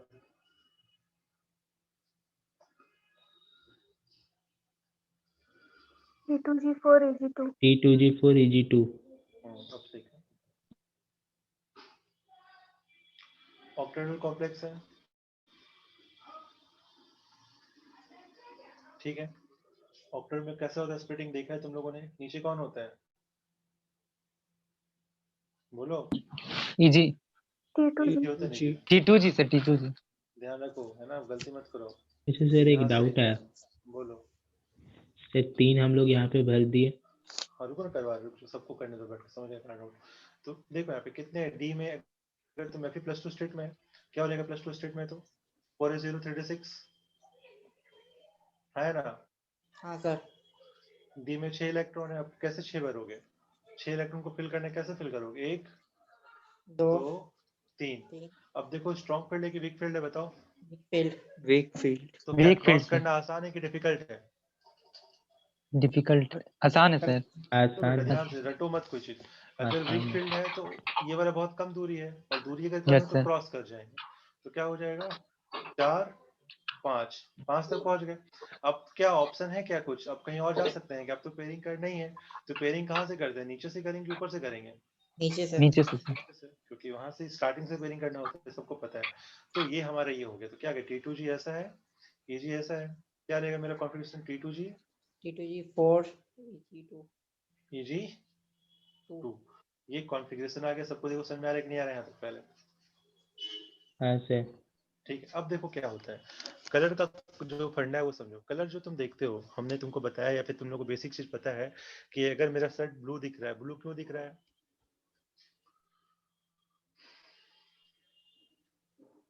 वो क्योंकि ब्लू ऑब्जॉर्व कलर रिफ्लेक्ट हो रहा है। रिफ्लेक्ट कलर रिफ्लेक्ट हो रहा है, ऐसा कुछ फंडा हो तो तुम लोगों को पता है ना। एग्जैक्टली अगर हम किसी वेवलेंथ कॉम्प्लेक्स एब्जॉर्ब को हो देखें, जा रहा कंपाउंड को देखें, तो वही होता है। क्या होता है, मान लो कि व्हाइट लाइट पड़ा, लाइट इसमें पड़ रहा है, तो व्हाइट लाइट में क्या है, सारा कलर विबग्योर जो तुम देख पाओगे, तुम्हारे पास तो विबग्योर देखने का ताकत है, और तो तुम देख नहीं सकते हो। तो यहाँ पे देखो क्या है, ये तुमने स्ट्रक्चर ऑफ एटम में पढ़ा है कि अगर हमारे पास न्यूक्लियस है, n=1 है, n=2 है, तो जब भी एनर्जी लेता है, एनर्जी लेके इलेक्ट्रॉन कहाँ चल जाता है, एक्साइट हो जाता है। देखा है ना? हाँ सर। तो एनर्जी लेके इलेक्ट्रॉन एक्साइट हो जाएगा। तो जहां भी तुम्हारे पास अनपेयर्ड इलेक्ट्रॉन आ गए, यहाँ पे क्या होना चाहिए, अनपेयर्ड इलेक्ट्रॉन होना चाहिए, क्योंकि अनपेयर्ड इलेक्ट्रॉन एक्साइट हो सकते हैं, जो इलेक्ट्रॉन पेयर्ड है वो एक्साइट नहीं होंगे। तो दिख रहा है कि तुम्हारे पास इलेक्ट्रॉन अनपेयर्ड है और ऊपर जगह खाली है जाने के लिए। ऊपर हमेशा जगह खाली रहेगा ही रहेगा। अगर नीचे अनपेयर्ड है तो ऊपर खाली रहना ही रहना है, जा ही सकता है। तो क्या होगा, जब व्हाइट लाइट पड़ेगा, व्हाइट लाइट जब पड़ेगा इसके कंपाउंड के ऊपर, तो ये क्या होगा, कोई भी इलेक्ट्रॉन अगर अनपेयर्ड है नीचे, वो एक्साइट होकर कहाँ चल जाएगा, ऊपर। ऊपर। ऊपर। और जिस पर्टिकुलर वेवलेंथ को लेके ये ऊपर गया होगा, वेवलेंथ कहाँ गया, गायब हो गया। समझ में आया क्या बता रहे हैं? हाँ सर। जिस पर्टिकुलर वेवलेंथ को लेके, उस एनर्जी को कंज्यूम करके ये इलेक्ट्रॉन ऊपर जम कर जाएगा, तो वो वेवलेंथ हमको दिखेगा नहीं, गायब हो गया। तो वो वेवलेंथ के अकॉर्डिंग हम क्या बोलेंगे, कम्प्लेक्स हमारा कंपाउंड दिखेगा। तो क्या करना है तुमको, विबग्योर, सबको पता है यही हमारा कलर होता है। तो तुम ना इंडिगो को गायब कर दो, VBGYOR, इस 5-6 कलर को रखो पकड़ के, और एक कलर व्हील बना देते हैं। ये तुमको याद रखना है। कलर व्हील कैसे रहेगा, ऐसे इसको ना 2 भाग में बांट दो, ऐसा कर 6 भाग में बांट दो, ऐसा 6 भाग बांट दी। V इधर है, B इधर है, G इधर है, Y है, O है, R है। इंडिगो को हटा देते हो कि 7 का पेयर नहीं बनता, 6 का पेयर बनता है, तो 6 का पेयर बना दिए। अब समझो कैसे बता रहे हैं। अगर अगर हमारा जो इलेक्ट्रॉन है वो, और ये गैप बहुत ज्यादा है, अगर गैप ज्यादा है तो एनर्जी ज्यादा लगेगा कम लगेगा, ज्यादा लगेगा। ज्यादा लगेगा। और अगर गैप कम होता है एनर्जी क्या लगेगा, कम कम लगेगा। लगेगा। कम लगेगा। तो हम कह सकते हैं कि भाई जो कलर होता है, कलर भी एनर्जी का होता है। तुमको ये पता है कि फ्रीक्वेंसी कैसे होता है, इधर जाएंगे तो फ्रीक्वेंसी बढ़ रहा है घट रहा है, इधर से इधर आएंगे तो वेवलेंथ उधर बढ़ता फ्रीक्वेंसी। है तो फ्रीक्वेंसी यहाँ पे बढ़ रहा है। फ्रीक्वेंसी क्या हो रहा है, बढ़ रहा है। याद रखना, जो न्यू हो बढ़ रहा है, और लैम्डा क्या हो रहा है, घट रहा है। वेवलेंथ घट तुमको रहा है। पता है, रेड का वेवलेंथ सबसे ज्यादा होता है, और रेड का वेवलेंथ क्या होता है, सबसे ज्यादा। इधर वेवलेंथ बढ़ रहा है, इधर फ्रीक्वेंसी बढ़ रहा है, ठीक है। तो क्या बोलेंगे, सबसे ज्यादा एनर्जी किसका, और एनर्जी का फॉर्मूला क्या होता है किसी भी लाइट का, एच म्यू, एच पढ़ा ना, में। H mu S by lambda. तो क्या बोलेंगे, हाँ जिसका सर। म्यू ज्यादा, जिसका न्यू ज्यादा उसका एनर्जी ज्यादा, या फिर जिसका लैम्डा कम उसका एनर्जी ज्यादा। तो क्या बोलेंगे, सबसे ज्यादा एनर्जी किसका है, वॉयलेट का या रेड का, बोलो। रेड। रेड, ए रेड का, वाइल नहीं। वॉयलेट का, वायलेट वायलेट। वॉयलेट का। तो क्या बोलोगे इधर, ये भी समझ लो कि जब हम इधर से इधर जाएंगे तो एनर्जी क्या होगा, बढ़ेगा, energy will increase, frequency will increase, energy will increase, सीधी सी बात है। तो यहाँ पे अगर हमको ज्यादा गैप है, तो क्या, अगर 2 ऑप्शन तुम्हारे पास दे रखा है, वॉयलेट दे रखा है और ग्रीन दे रखा है, तो कौन लेगा, वॉयलेट लेगा ग्रीन लेगा, अगर ज्यादा गैप है तो। वॉलेट। सबको पता है, बिल्कुल बेसिक चीजें पूछ रहे, ठीक है ना। तो यहाँ पे क्या होता है, जो कलर का लाइट एब्जॉर्ब करता है उसका उल्टा कलर दिखता है, ये ध्यान रखना। This is called colour wheel, colour wheel. और यहाँ पे कॉन्सेप्ट क्या कहता है, जिस भी कलर का लाइट एब्जॉर्ब करेगा उसका उल्टा कलर दिखेगा। तो अगर वॉयलेट एब्जॉर्ब किया तो क्या दिखेगा, येलो। येलो। रेड किया है तो क्या दिखेगा, ग्रीन। ग्रीन। ग्रीन। अब देखो ध्यान देना, एक बढ़िया सा क्वेश्चन दे रहे हैं। हमारे पास 2 कंपाउंड है, K4 FeCN का होल 6, और एक K4 FeCl का होल 6। और हमको पता है कि एक कंपाउंड मेरा है येलो, और एक कंपाउंड है मेरा रेड। मान लो हमको ये दिख रहा है, ध्यान देना क्या बोल रहे हैं, दिख रहा है, शो कर रहा है। ये हमको शो कर रहा है, तो हमको बताना है कि कौन येलो है। हमको दो कंपाउंड दे रखा है, ए बी दे रखा है, और एक का कलर है येलो और दूसरे कलर रेड। हमको बताना है कौन कलर रेड है, कौन मतलब कौन येलो है कौन रेड है, वो क्या है। समझ में आया क्या बोल रहे? क्वेश्चन हमको मैच करना है इन दोनों को, कि येलो कौन है और रेड कौन है। समझ में आया क्वेश्चन क्या बोल रहे हैं? फिर से बताना। यस हाँ सर। सर। हाँ सर। दो कंपाउंड दिए हुए हैं और हमें दो तरह के कलर दिख रहे हैं, लेकिन हमको ये नहीं पता कि कौन कंपाउंड कौन सा कलर का है, कौन कंपाउंड कौन, हमें पहचानना है। तो क्या करोगे? सबसे पहले क्या बनाओगे? कलर व्हील बनाओ। कैसे बनाएंगे कलर व्हील? विबग्योर लिख लो, वी। VBGYOR। ठीक है, पूरा एकदम बता रहे कि बिल्कुल सिंपल वे में। आई को हटा देना, वी, या फिर पहले एक सर्कल बना लेना, वी लिख दिया, वी लिख दिया, या फिर बना ही लो ऐसे करके। पहले छोड़ो, बढ़िया से बना लेते हैं। ऐसे कर लिया, ऐसे कर लिया, ऐसे कर लो, है ना। तो ये अपना हो गया कलर। तो वी हो गया, बी हो गया, जी हो गया, वाई हो गया, वाई ओ हो और गया, आर हो गया। ठीक है। अब तुमको बोल रहा है कि भाई येलो कलर है और रेड कलर दिख रहा है, तो येलो कब दिखेगा? वेवलेंथ ज्यादा कम होगा। नहीं, किसको एब्जॉर्ब किया होगा ये देखो पहले। Violet violet. ऑब्जॉर्व करेगा। वायलेट का। वॉयलेट एब्जॉर्ब किया।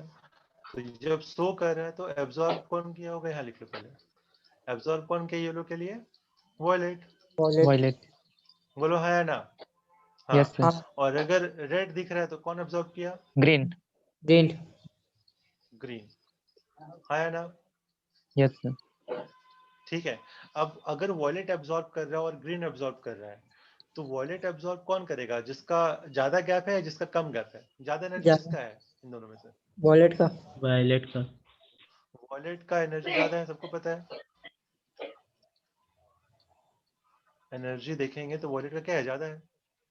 Energy of violet is greater than G. तो यहाँ पे देखो कि तुम आंसर तुम्हारे सामने, लेकिन तुम सब फालतू में खींच रहे हैं क्वेश्चन को। अगर वॉलेट का एनर्जी ज्यादा है तो कौन लेगा? ज्यादा स्ट्रॉन्ग फील्ड लिगेंड कौन है? क्लोरीन या side CFO CN? CN. CN. CN. CN. CN मेरा स्ट्रॉन्ग फील्ड लिगेंड है सीएल से। तो जो ज्यादा एनर्जी है, जो ज्यादा स्ट्रॉन्ग फील्ड है, उसको ज्यादा एनर्जी चाहिए, सीधी सी बात है। जिसका गैप बड़ा उसका एनर्जी ज्यादा, और जिसका एनर्जी ज्यादा उसके लिए ज्यादा एनर्जी लगेगा। तो सीएन कौन लेगा? वॉलेट या ग्रीन? वॉयलेट।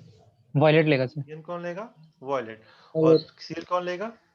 ग्रीन। तो ग्रीन। क्या ग्रीन। बोलेंगे कि वॉयलेट वाला जो एब्जॉर्ब कर रहा है वो क्या होना चाहिए? Strong field ligand. तो कौन स्ट्रॉन्ग फील्ड लिगेंड है? सीएन। सीएन। कौन ले रहा है? सीएल। तो मतलब जो येलो कलर वो किसका होगा? ऐसे ही। तो मतलब ए मेरा येलो कलर दिखेगा और बी मेरा रेड कलर दिखेगा। समझ में आया? हाँ सर। हाँ सर। बस इतना ही करना, उधर कुछ नहीं करना। नोट करो, इधर आ जाओ, पहले इसको नोट करो, उसका उधर जाना।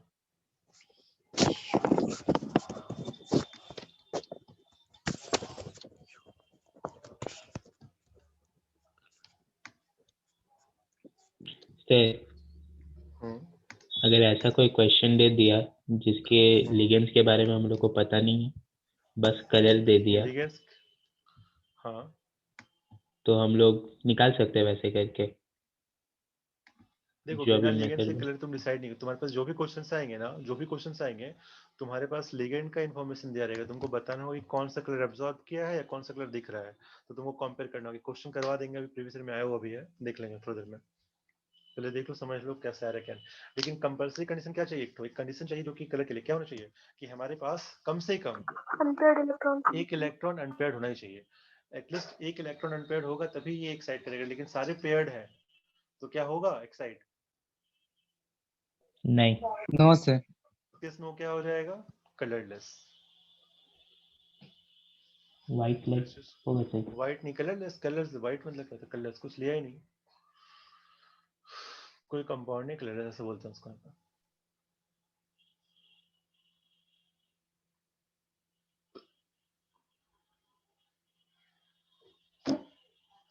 कलरलेस बोल दो चाहे व्हाइट बोल दो, बात बार मतलब कोई कलर नहीं, व्हाइट है मतलब ठीक है, कोई कलर कलरफुल नहीं है वो।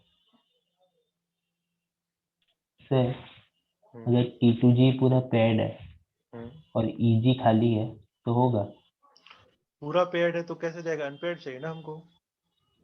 अगर 6 के T2G 6 इलेक्ट्रॉन मतलब। पड़े हैं T2G में, 6 के 6 पूरे भरे हुए हैं, तो भी वो हाँ। एक्साइट नहीं होता। ध्यान रखना, वो तभी एक्साइट होगा जब तक कि अनपेयर्ड बचे हुए हैं। अगर मान लो कि सारे पेयर्ड दोनों भी में हैं, खाली रहेगा तब तो जाएगा सर। दोनों में खाली, ऊपर तो खाली रहेगा ही रहेगा, ऊपर अगर Yes, अगर sir. नीचे खाली है ना तो ऊपर खाली रहना ही रहना, सीधी सी बात है, क्योंकि तुम सबको पेयर कर दोगे तभी ना इधर पेयर करोगे, है कि यस नहीं? सर। हाँ बिना सर। ऐसा तो कभी नहीं होगा कि यहाँ पेयर नहीं हुआ यहाँ पेयर हो गया, ऐसा कभी होता है क्या? अगर नहीं नीचे पेयर सर। होगा तभी ऊपर पेयर होगा, तो ये ध्यान रखना कि नीचे अनपेयर्ड रहेगा तो ऊपर अनपेयर्ड रहेगा ही रहेगा, कोई बात ही नहीं सोचने का। तो बस तुमको देखना है नीचे अनपेयर्ड है कि पेयर्ड है। अगर नीचे अनपेयर्ड है तो ऊपर अनपेयर्ड रहेगा ही रहेगा, वो हर बार होता है, और उसके अकॉर्डिंगली निकाल देना कलर। तो ये तुम्हारे कलर के क्वेश्चन कंप्लीट हो गए। करो सीएफटी भी कंप्लीट। तो हमको छोटे छोटे कॉन्सेप्ट बचा होगा वो देख लेना है, छोटा सा पार्ट है वो कंप्लीट। सर नेक्स्ट स्लाइड लाइए। एक मिनट से। चलो 1 मिनट ले लो जल्दी से पहले।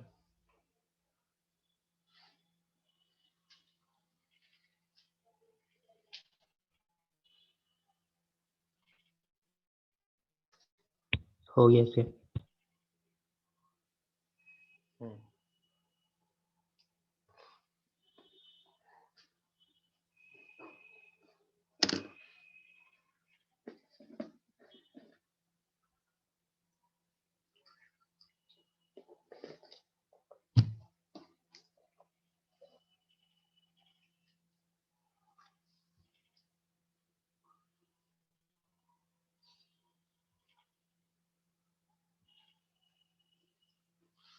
तो यही ध्यान रखना है कि एब्जॉर्ब कर रहा है कि सो कर रहा है। क्वेश्चन को पढ़ना क्या दिख रखा है, एब्जॉर्ब पूछ रहा है कि सो पूछ रहा है। तब जैसे जहां जहां सो पूछा है एब्जॉर्ब हमको निकालना ही है। लेकिन अगर एब्जॉर्ब पूछा है तो क्वेश्चन में हमको एब्जॉर्ब भी चाहिए होता है, सो चाहिए नहीं होता, टेंशन नहीं है। फिर तुरंत देख लो कि एनर्जी किसका ज्यादा किसका कम है, जिसका एनर्जी ज्यादा स्ट्रॉन्ग पढ़ लेकिन जिसका एनर्जी कम वीक पढ़ लेकिन खत्म।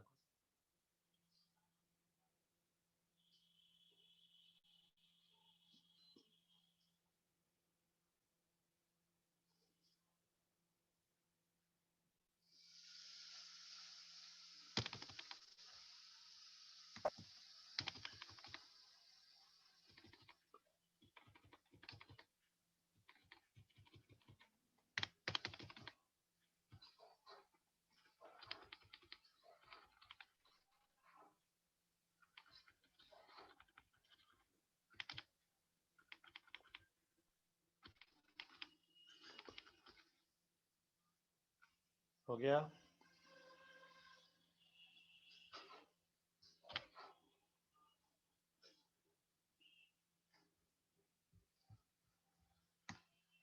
हो गया सर। ठीक है, क्वेश्चन देखो करवा रहे हैं, करो उसको ट्राई। क्वेश्चन नंबर 30 ट्राई करो।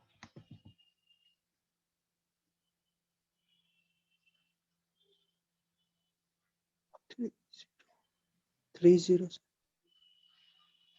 हाँ 30 मतलब जो दिख रहा है। इस पूरे पेपर को बना लोगे ना तुम्हारा कॉन्फिडेंस अपने आप बढ़ जाएगा।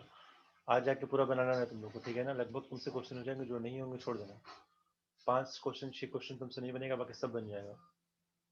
नहीं बनेगा मतलब अभी पढ़ाया नहीं है इसलिए नहीं बनेगा, इसलिए नहीं कि नहीं पढ़ा दिए तो भी नहीं बनेगा।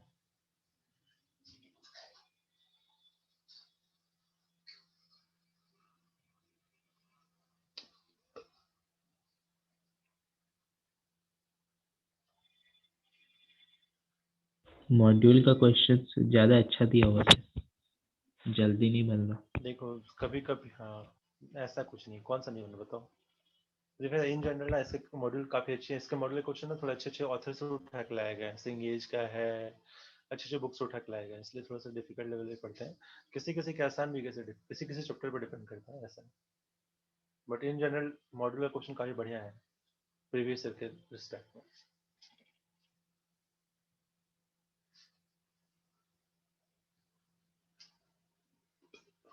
हुआ इतना टाइम लग गया क्या? Sir 30 number. हाँ, इतना क्या टाइम लग रहा है, देख के आंसर आ रहा है।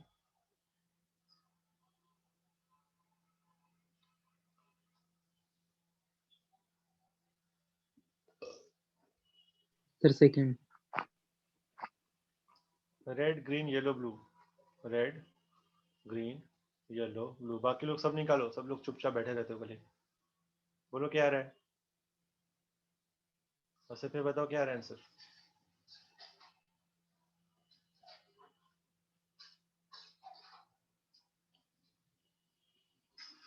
हमको 4 कलर दे रखा है, 4 ligand L1 L2 L3 L4, ये 4 सर आ कलर गया मेरा एब्जॉर्ब कर रहे हैं। तो क्या होना सर। चाहिए मेरा स्ट्रेंथ रेड ऑफ का लिगेंड? हाँ बता रेड दे का तो फिर। वीकेस्ट होगा। देखो रेड ग्रीन येलो ब्लू दे रखा है, 4 कलर है, और 4 लिगेंड कौन है? L1 L2 L3 L4, यही सर तुम्हारे 4 एल रिस्पेक्टिवली कलर हाँ एब्जॉर्ब सर। कर रहे हैं। हाँ, तो तुमको L1 पता है से कि इन बड़ा सब में से L2। एनर्जी का ऑर्डर क्या है? नहीं, पहले इसके एनर्जी को सॉर्ट कर लो। क्या होता है? विबग्योर, है ना? तो सबसे ज्यादा एनर्जी किसका है? ब्लू। इन चारों में से किसका होगा? देखो, ब्लू का। हाँ बोलो। उसके हाँ बाद सर। ग्रीन या येलो? ग्रीन का, फिर येलो येलो का, का। और फिर लास्ट में रेड का, है ना? तो ब्लू हाँ कौन सर। है? ब्लू कौन है? L4। L4। तो ग्रीन कौन है? सबसे L2। ज्यादा होगा। हाँ फिर येलो कौन है? L3। L3। L1। तो ये ऑर्डर कहाँ देख लो, L1 L3 L2 L4 कहाँ दिख रहा है?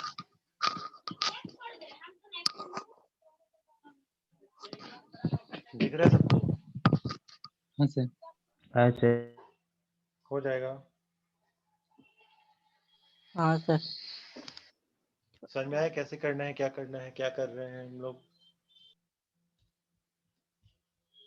थोड़ा एक्टिव हो, बताओ कहीं पे दिक्कत है समझने में। तो हमसे बस पूछा एब्जॉर्ब कौन कर रहा है, हमसे नहीं पूछा कलर कौन दिख रहा है, हमसे बोला एब्जॉर्ब कौन करेगा। तो मेरा और आसान क्वेश्चन हो गया। अगर दिख रहा है तो उसका अपोजिट निकालना पड़ता है वो कलर विल यूज करके। यहाँ कलर विल यूज भी नहीं करना है हमको, क्योंकि हमसे पूछा ही एब्जॉर्ब कर। देखो क्या लिख रहा है, एब्जॉर्ब्स वेवलेंथ ऑफ दिस। तो find out the strength of ligands. खत्म काम। देखो अगर दिक्कत है तो पूछो फटाफट, लेकिन पार्टिसिपेट करो, ये नहीं कि चुपचाप बैठे हुए हैं। से शो करता अगर तो हम लोग अब्जॉर्ब का हाँ निकाल के वैसे करके निकाल देते हैं। हाँ, फिर अगर सो ऑपोजिट करता लेते तो हैं। अपोज करो। करो। इसी क्वेश्चन को लिख लो यहाँ पे, एब्जॉर्ब को कर दो सो, निकालो आंसर क्या आएगा। L2 L4 L3 L1। L2 L4 L3 L1 उल्टा बोल रहे हो क्या कि सबसे ज्यादा L2 बोल रहे हो? सबसे कम सर, इंक्रीजिंग ऑर्डर में बोल रहे हो। सबसे कम L2? अच्छा ठीक है, देख लेते हैं। मतलब तुम पहले उल्टा कर दिए थे मतलब, है ना आयुष? हाँ सर। सर वो जो हम क्वेश्चन बना पहले रहे थे उल्टा ना, बना दिए थे? एब्जॉर्ब हम देखे नहीं हाँ थे, वही हम उल्टा। सो पे देख के निकाल रहे थे। अच्छा इसीलिए वही हम कह रहे हैं, सीधा आंसर बता रहे हो, मतलब उल्टा मेरा बता रहे हो। ऑप्शन ही मैच नहीं कर रहा था। अच्छा, रेड L1 है, L2 है, L3 है, L4। हम 2 मिनट दे रहे तो हम भी बना, तुम भी बनाओ। रेड, ग्रीन, येलो, ब्लू, और हमारा कलर होता है ऐसा, ये गया इधर, ये वॉयलेट, ये इधर गया, ये इधर गया, तो वॉयलेट विब ग्योर। तो रेड अगर दिख रहा है मतलब कि अब्जॉर्ब के ग्रीन, ग्रीन अगर दिख रहा है मतलब अब्जॉर्ब का रेड, सर येलो किया आपका मतलब आवाज आ अब्जॉर्ब रहा। का। हाँ तो क्या दिक्कत है, हम बना रहे हैं, बोल ही रहे हैं। येलो किया है मतलब वॉयलेट, और ब्लू किया है मतलब ऑरेंज। ठीक है, ये शो कर रहा है, एब्जॉर्ब कर, देख लो फटाफट, ये एब्जॉर्ब कर रहा है। तो एब्जॉर्ब करने का हमने निकाले यहाँ पे रेंज क्या है, green red violet L3 is orange. greater than L1 हाँ, L4 तो इन L2। सबको अरेंज कर लो। वॉयलेट है सबसे ज्यादा, फिर यस अपना सर। होता है विब ग्योर। विब ग्योर मतलब हमारा क्या आएगा, L1 ग्रीन आएगा। L1 से हाँ, फिर उसके बाद आएगा L4 इसके बाद L1 L2। ऑरेंज आएगा, फिर आएगा ये रेड, लास्ट में आएगा। तो वॉयलेट किसका है? L3 का। ग्रीन किसका है? L1 का। फिर ओ किसका है? L4 का। और ये किसका है? L2 का। देख लो किसका आंसर आ रहा है, सब मैच कर लो एक बार। सर 3 L3 आ रहा 1 है होगा। 4 सर। 2। हाँ सर सर, मेरा ऑर्डर अलग है। हाँ बोलो, सुन रहे हैं प्रीतम, हाँ बोलो। नहीं ठीक है सर। ध्यान दो कैसे करे, कुछ नया चीज नहीं करना है, बिल्कुल सिंपल कॉन्सेप्ट है, जिसको पता है आराम से निकालेगा।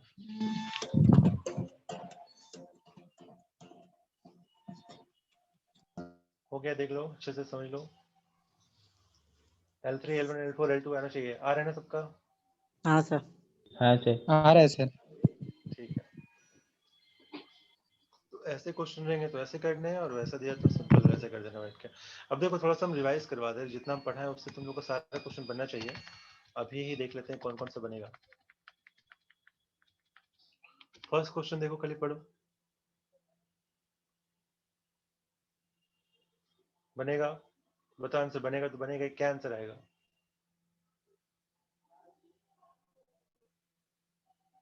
बनेगा सर, बता रहे एक मिनट। बता चलो, बट करो फटाफट जल्दी सॉल्व। आज हम इतने ही पढ़ेंगे, ज़्यादा नहीं पढ़ाएंगे। तुम लोग इसको सही से करो और बताओ कौन कौन सा आंसर है, चेक करो। 10 मिनट हम क्वेश्चन कौन सा क्वेश्चन सर? फर्स्ट वाला। -3 whole 5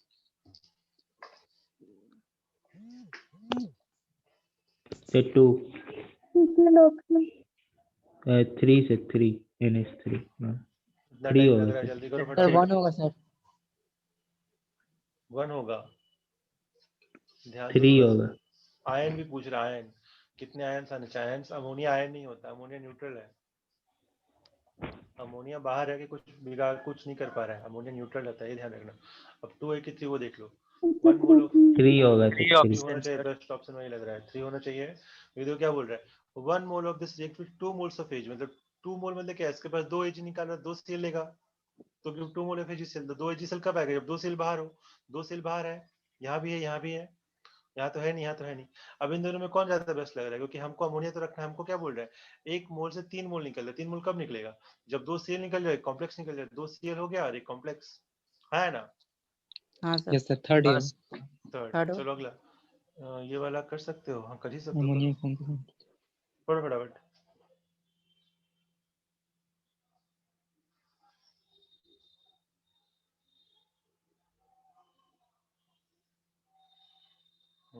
अमोनिया फॉर्म्स, ठीक है।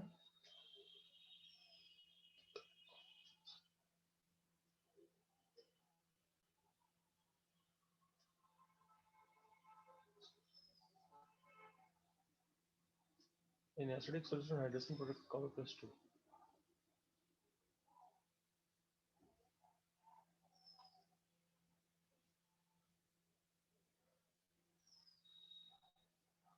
I think इसका 4 होना चाहिए। सर ऑप्शन 4 होगा। हाँ 4 ही है इसका, तो 4 ही होना चाहिए। वही होता है, एक इलेक्ट्रॉन निकल जाता है, डिस्प्रोपोर्शनेट करता है, कॉपर प्लस 1 बन जाता है। याद है ना कॉपर का जो एक्सेप्शन था, कॉपर प्लस 2 से क्या होता है, एक इलेक्ट्रॉन एक साइड कॉपर प्लस 1 बन जाता है, NH अमोनिया जो NH4 प्लस बन जाता है वहाँ पे, तो NH4 प्लस आयंस बनेंगे। छोड़, ये थोड़ा सा थ्योरेटिकल हाँ क्वेश्चन सर, था, 4 हो होगा, सकता 4। है कर सकते हो, नहीं भी करोगे तो थोड़ा सा थ्योरी पढ़ने का पड़ेगा इसके लिए। थर्ड देखो, देखो क्या क्वेश्चन में कोई दम है, पजामा कर चुके हैं बैठ कर। 0 सर। 0 सर 2 0 है ना। अगला हाँ सर। 4th नंबर बना। 4th नंबर क्या है? नहीं 4 नंबर नहीं बनेगा, छोड़ दो, पढ़ाएंगे अगला बार। Which one of the order orbital complex, बना लोगे ना? 5th वाले बना लोगे? यस सर, बन जाएगा, बन जाएगा। ऑर्डर ऑर्बिटल कॉम्प्लेक्स है बिल्कुल। 6th वाला भी कर सकते हैं, अभी नहीं पढ़े हो तो नहीं करेंगे। 7th वाला नहीं करेंगे, छोड़ दो। मैग्नेटिक स्पिन कर लोगे बैठ के। 8 नंबर, यस सर। ये क्वेश्चन पढ़ो। 8 number, the correct correct. Magnetic moment. Magnetic moment निकालना मतलब क्या, हमको म्यू निकालना है। न्यू। म्यू के लिए क्या चाहिए हमको? उसका हाइब्रिडेशन निकालना पड़ेगा और देखना पड़ेगा कितना पेयर्ड है कितना अनपेयर्ड है, याद है ना। विद रिस्पेक्ट टू स्ट्रॉन्ग हाँ फील्ड सर। फील्ड। आवाज आ रहा है, थोड़ा सा म्यूट कर लो। कौन बजा रहा गाना? शुभम, हाँ ठीक है। तो मेरा ये नहीं हो आ रहा। गया, चलो ठीक है, कोई बात नहीं, किसी का आ रहा था। उसके बाद 8 नंबर में हो गया। 9 नंबर पर क्या है? स्टेट ऑफ क्रोमियम निकालो, क्या आएगा? जल्दी करो, 1 क्या आएगा? 1 होगा sir. Yes sir. x minus 2 3 equal to होगा प्लस सर, 1। 3 होगा, 3 सही करो प्लस यार, 3 छोटा सा क्वेश्चन है, इतना हवाई मत प्लस करना। 3 होगा। प्लस 3 होना चाहिए। क्या सर? x, अरे क्या करो इतना, x 0 minus 2 equal two plus 1, x इतना आ गया प्लस 3। +3। हाँ 10th वाला करो। ये ब्रैकेट लगाना भूल गया है, हम लगा दे रहे हैं।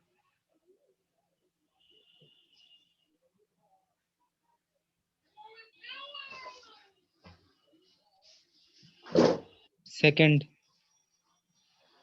गुड। K3 है ना सर? K3 है, K3। Second sir.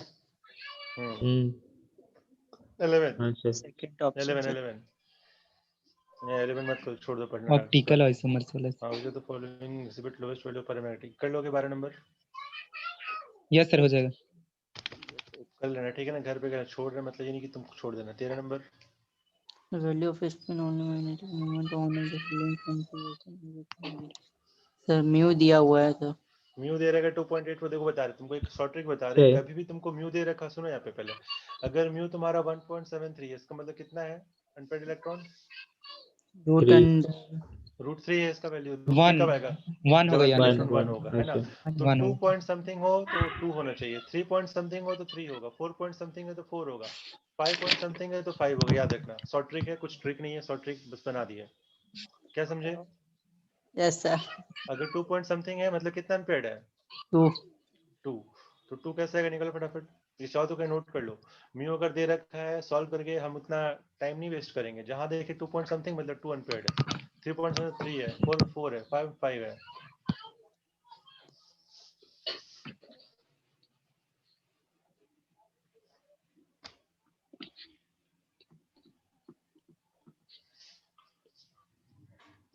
काफी बढ़िया क्वेश्चन है, ट्राई करो। अच्छा क्वेश्चन नहीं दे रखा है। सेकंड होगा सर। D4 हमें दे रखा है ऑक्टेनल कॉम्प्लेक्स और बोल रहा है 2 अनपेयर्ड चाहिए अपने को। द करेक्ट वन क्या होनी चाहिए मैं तब हमको ये मिल सके। D4 स्ट्रॉन्ग फील्ड लिगेंड है, स्ट्रॉन्ग फील्ड लिगेंड में अगर D4 रहता है तो पेयर क्या हो होगा? जाएगा। समझो यहाँ पे पेयर करें 1 2 3 4, पेयरिंग करेंगे तो ये इधर आ गया, ठीक है। और 2 पेयर करेंगे। देखो हमको अगर ऑक्टेनल कॉम्प्लेक्स चाहिए होता है, समझो एक चीज हम तुमको याद करो, लास्ट में बताए थे क्लास में, अगर ऑक्टेनल कॉम्प्लेक्स चाहिए तो कितना खाली करना है हमको? 2। 2 या 2 से ज्यादा भी चाहिए? 2 से ज्यादा चाहिए होता है क्या हमको? नहीं। D2sp3 चाहिए और 2 में मेरा काम चल जाएगा, बोलो है ना? हाँ सर। अगर 2 में काम चल जा रहा है तो हम बाकी पेयर करेंगे क्या? बताए थे क्लास में, ये भी याद रखो। नो सर नहीं करना। अगर मेरा 2 से काम हो गया, मान लो इसे एक था, एक खाली था, एक और निकाल के यहाँ भेज दिए तो मेरा ये आ गया। ये थोड़ा सा एडवांस टाइप का क्वेश्चन है, ध्यान रखना। 1 2 3 एक और बना दो तो ये पेयर हो गया। अब मेरा 2 खाली हो गया, हमको D2 तो चाहिए था, D2 चाहिए, 2 खाली हो गए, इसको पेयर करेंगे जबरदस्ती हम? No sir. नहीं करेंगे। ध्यान रखना, अगर हमको D2sp3 बनाना है और अगर हमको ऐसा करना है तो हम जबरदस्ती का पेयर नहीं करेंगे। अगर हम ऐसा करते हैं तो क्या होगा, एनर्जी झूठ मूठ काम बढ़ा देंगे, मॉलिक्यूल को अनस्टेबल कर देंगे। तो फालतू में हम पेयर कर दे, खाली कर दे, क्या मतलब है? झूठ मूठ काम टेंशन ले रहे हैं। तो हम स्कूलिंग रहो आराम से, कोई दिक्कत नहीं, मेरा काम चल गया। तो इस केस में मेरे कितना आ रहा है म्यू? 2 mu point 1 something 2। आएगा ना। अनपेड कितने? 2 है ना? सर। तो 2 अनपेड है तो ये भी हो सकता है, हाँ या ना, बोलो फटाफट। हाँ सर। हो सकता है। D4 and week field ligand, D4 अगर वीक फील्ड लिगेंड, पेयरिंग करेंगे? नहीं सर। 1 2 3 4, इसमें तो 4 है तो म्यू मेरा 4 के अराउंड अप्रॉक्स रहेगा, तो ये आंसर नहीं है। D3 देखो, D3 in weak field as well as strong field, अगर वीक फील्ड लिगेंड है D3 तो कितना है? 1 2 3। स्ट्रॉन्ग फील्ड हो चाहे वीक फील्ड हो, क्या होगा? दोनों खाली है। दोनों खाली। वैसे ज्यादा अच्छा ऑप्शन मेरे को ये लग रहा है, इसमें भी नहीं करो तुम ज्यादा। अगर स्ट्रॉन्ग फील्ड है तो पेयरिंग करेंगे क्या? नहीं सर जरूरत नहीं है। स्ट्रॉन्ग फील्ड है तो पेयरिंग भी नहीं करना। ध्यान रखना कि स्ट्रॉन्ग फील्ड हो तो भी पेयरिंग नहीं करना है। क्यों पेयरिंग नहीं करना है? क्योंकि हमको मतलब नहीं है, 2 खाली मेरे पास है तो खाली ये स्ट्रॉन्ग पहले फील्ड से। वीक फील्ड दोनों में काम कर जाएगा। और D5 स्ट्रॉन्ग फील्ड लेके ना D5 है तो पेयर करना ही पड़ेगा अपने को। क्या अब पेयर करेंगे करेंगे? तो क्या हो जाएगा? 1 2 3 4 5, तो हमको 1 अनपेयर्ड आएगा। कितना अनपेयर्ड आएगा? 1। एक। तो क्या ऑप्शन होगा मेरा, कौन कौन सा ऑप्शन सही हो जाएगा? A 1 और 3। 1 और 3 दोनों हो जाएगा। ध्यान रखना, पता नहीं कब का है, एक बार आंसर मिलाना क्या है इसका आंसर, लेकिन A सर और 3 दोनों में 3 अनपेयर्ड रहेंगे ना। 3 अनपेयर्ड है ना? हाँ सॉरी, सही बात है, 3 अगर है तो 3 में तो 3 अनपेयर्ड हो जाएगा। देखो ध्यान से, अगर हमारे पास थर्ड वाला देख रहे हैं D3 में वीक फील्ड है, तो D3 में वीक फील्ड है तो पेयरिंग तो करेंगे नहीं, तो 3 में तो 3 अनपेयर्ड आ गया, म्यू कितना हो जाएगा? 3 पॉइंट समथिंग, तो ये तो ऐसे खत्म हो गया। तो आंसर क्या आ गया मेरा? 1। 1। ठीक है, समझ में आया? हाँ सर। ये क्या समझे यहाँ से? हम ये समझे हैं कि अगर हम मेरा काम बिना पेयरिंग के हो जा रहा है तो पेयरिंग नहीं करना, जितना काम है उतना ही करेंगे पेयरिंग। ये बहुत इंपॉर्टेंट क्वेश्चन है, ध्यान रखना। बाकी सब ट्राई कर लेना, ठीक है ना? घर पे एक बार देख लेना क्या है, कैसा है, क्या हो रहा है, कैसे नहीं हो रहा है, पीडीटी कितना है, क्या है। देखो क्वेश्चन दिखा है, तुम लोग अभी देख ही रहे थे, तो एक बार देख ही लो। कहाँ गया भाई, इधर आ जाओ। देखो ये वाला क्वेश्चन, EDTA का फॉर्मूला पूछा था मेरे एग्जाम में। The correct structure of ethylene diamond EDTA क्या होता है? बताओ क्या ऑप्शन है? सी।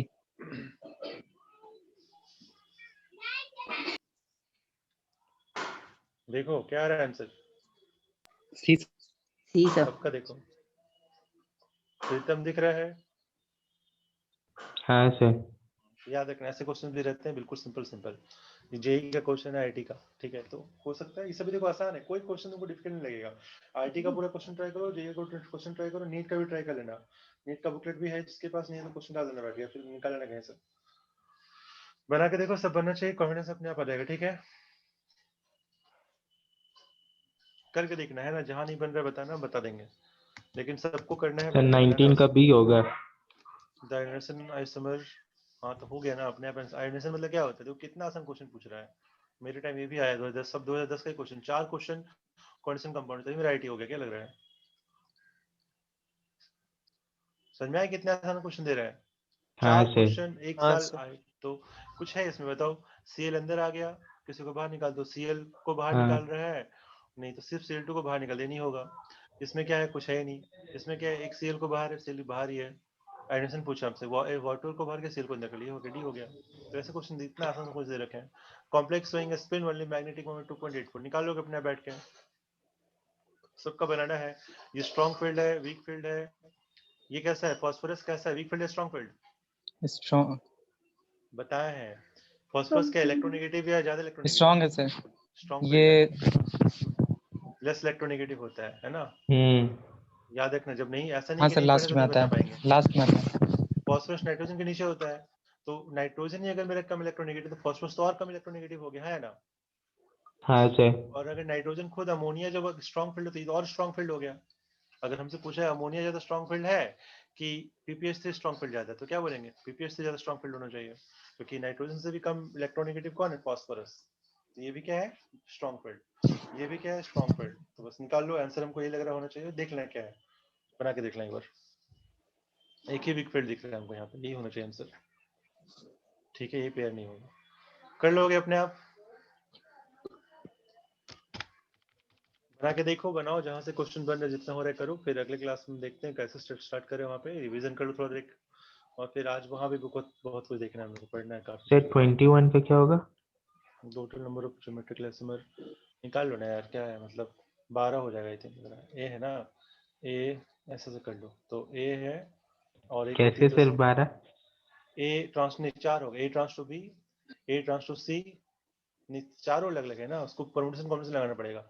ए बी सी डी, हम रिवर्स से इसको याद करा देंगे क्या होता है कैसे होता है। अगर 4 है तो इसके 12 आते हैं, मतलब 4C2 होता है ना, कितना ये तो 4 कायरल होता है। Carbon optical active. हाँ कायरल कार्बन तो है ही, लेकिन इसका हम प्लेटिन देखो, रोडियम प्लेटिनम बहुत बड़े बड़े एलिमेंट्स होते हैं, तो उनका क्या होता है ना, हमेशा स्क्वायर प्लेनेटरी बनता है। अब स्क्वायर प्लेनेटरी बन रहा है तो ए है, बी है, सी है, डी है, तो ए trans to be, A trans to C, A trans to D, 3 तो ऐसे दिख रहे हैं। और क्या क्या हो सकता है?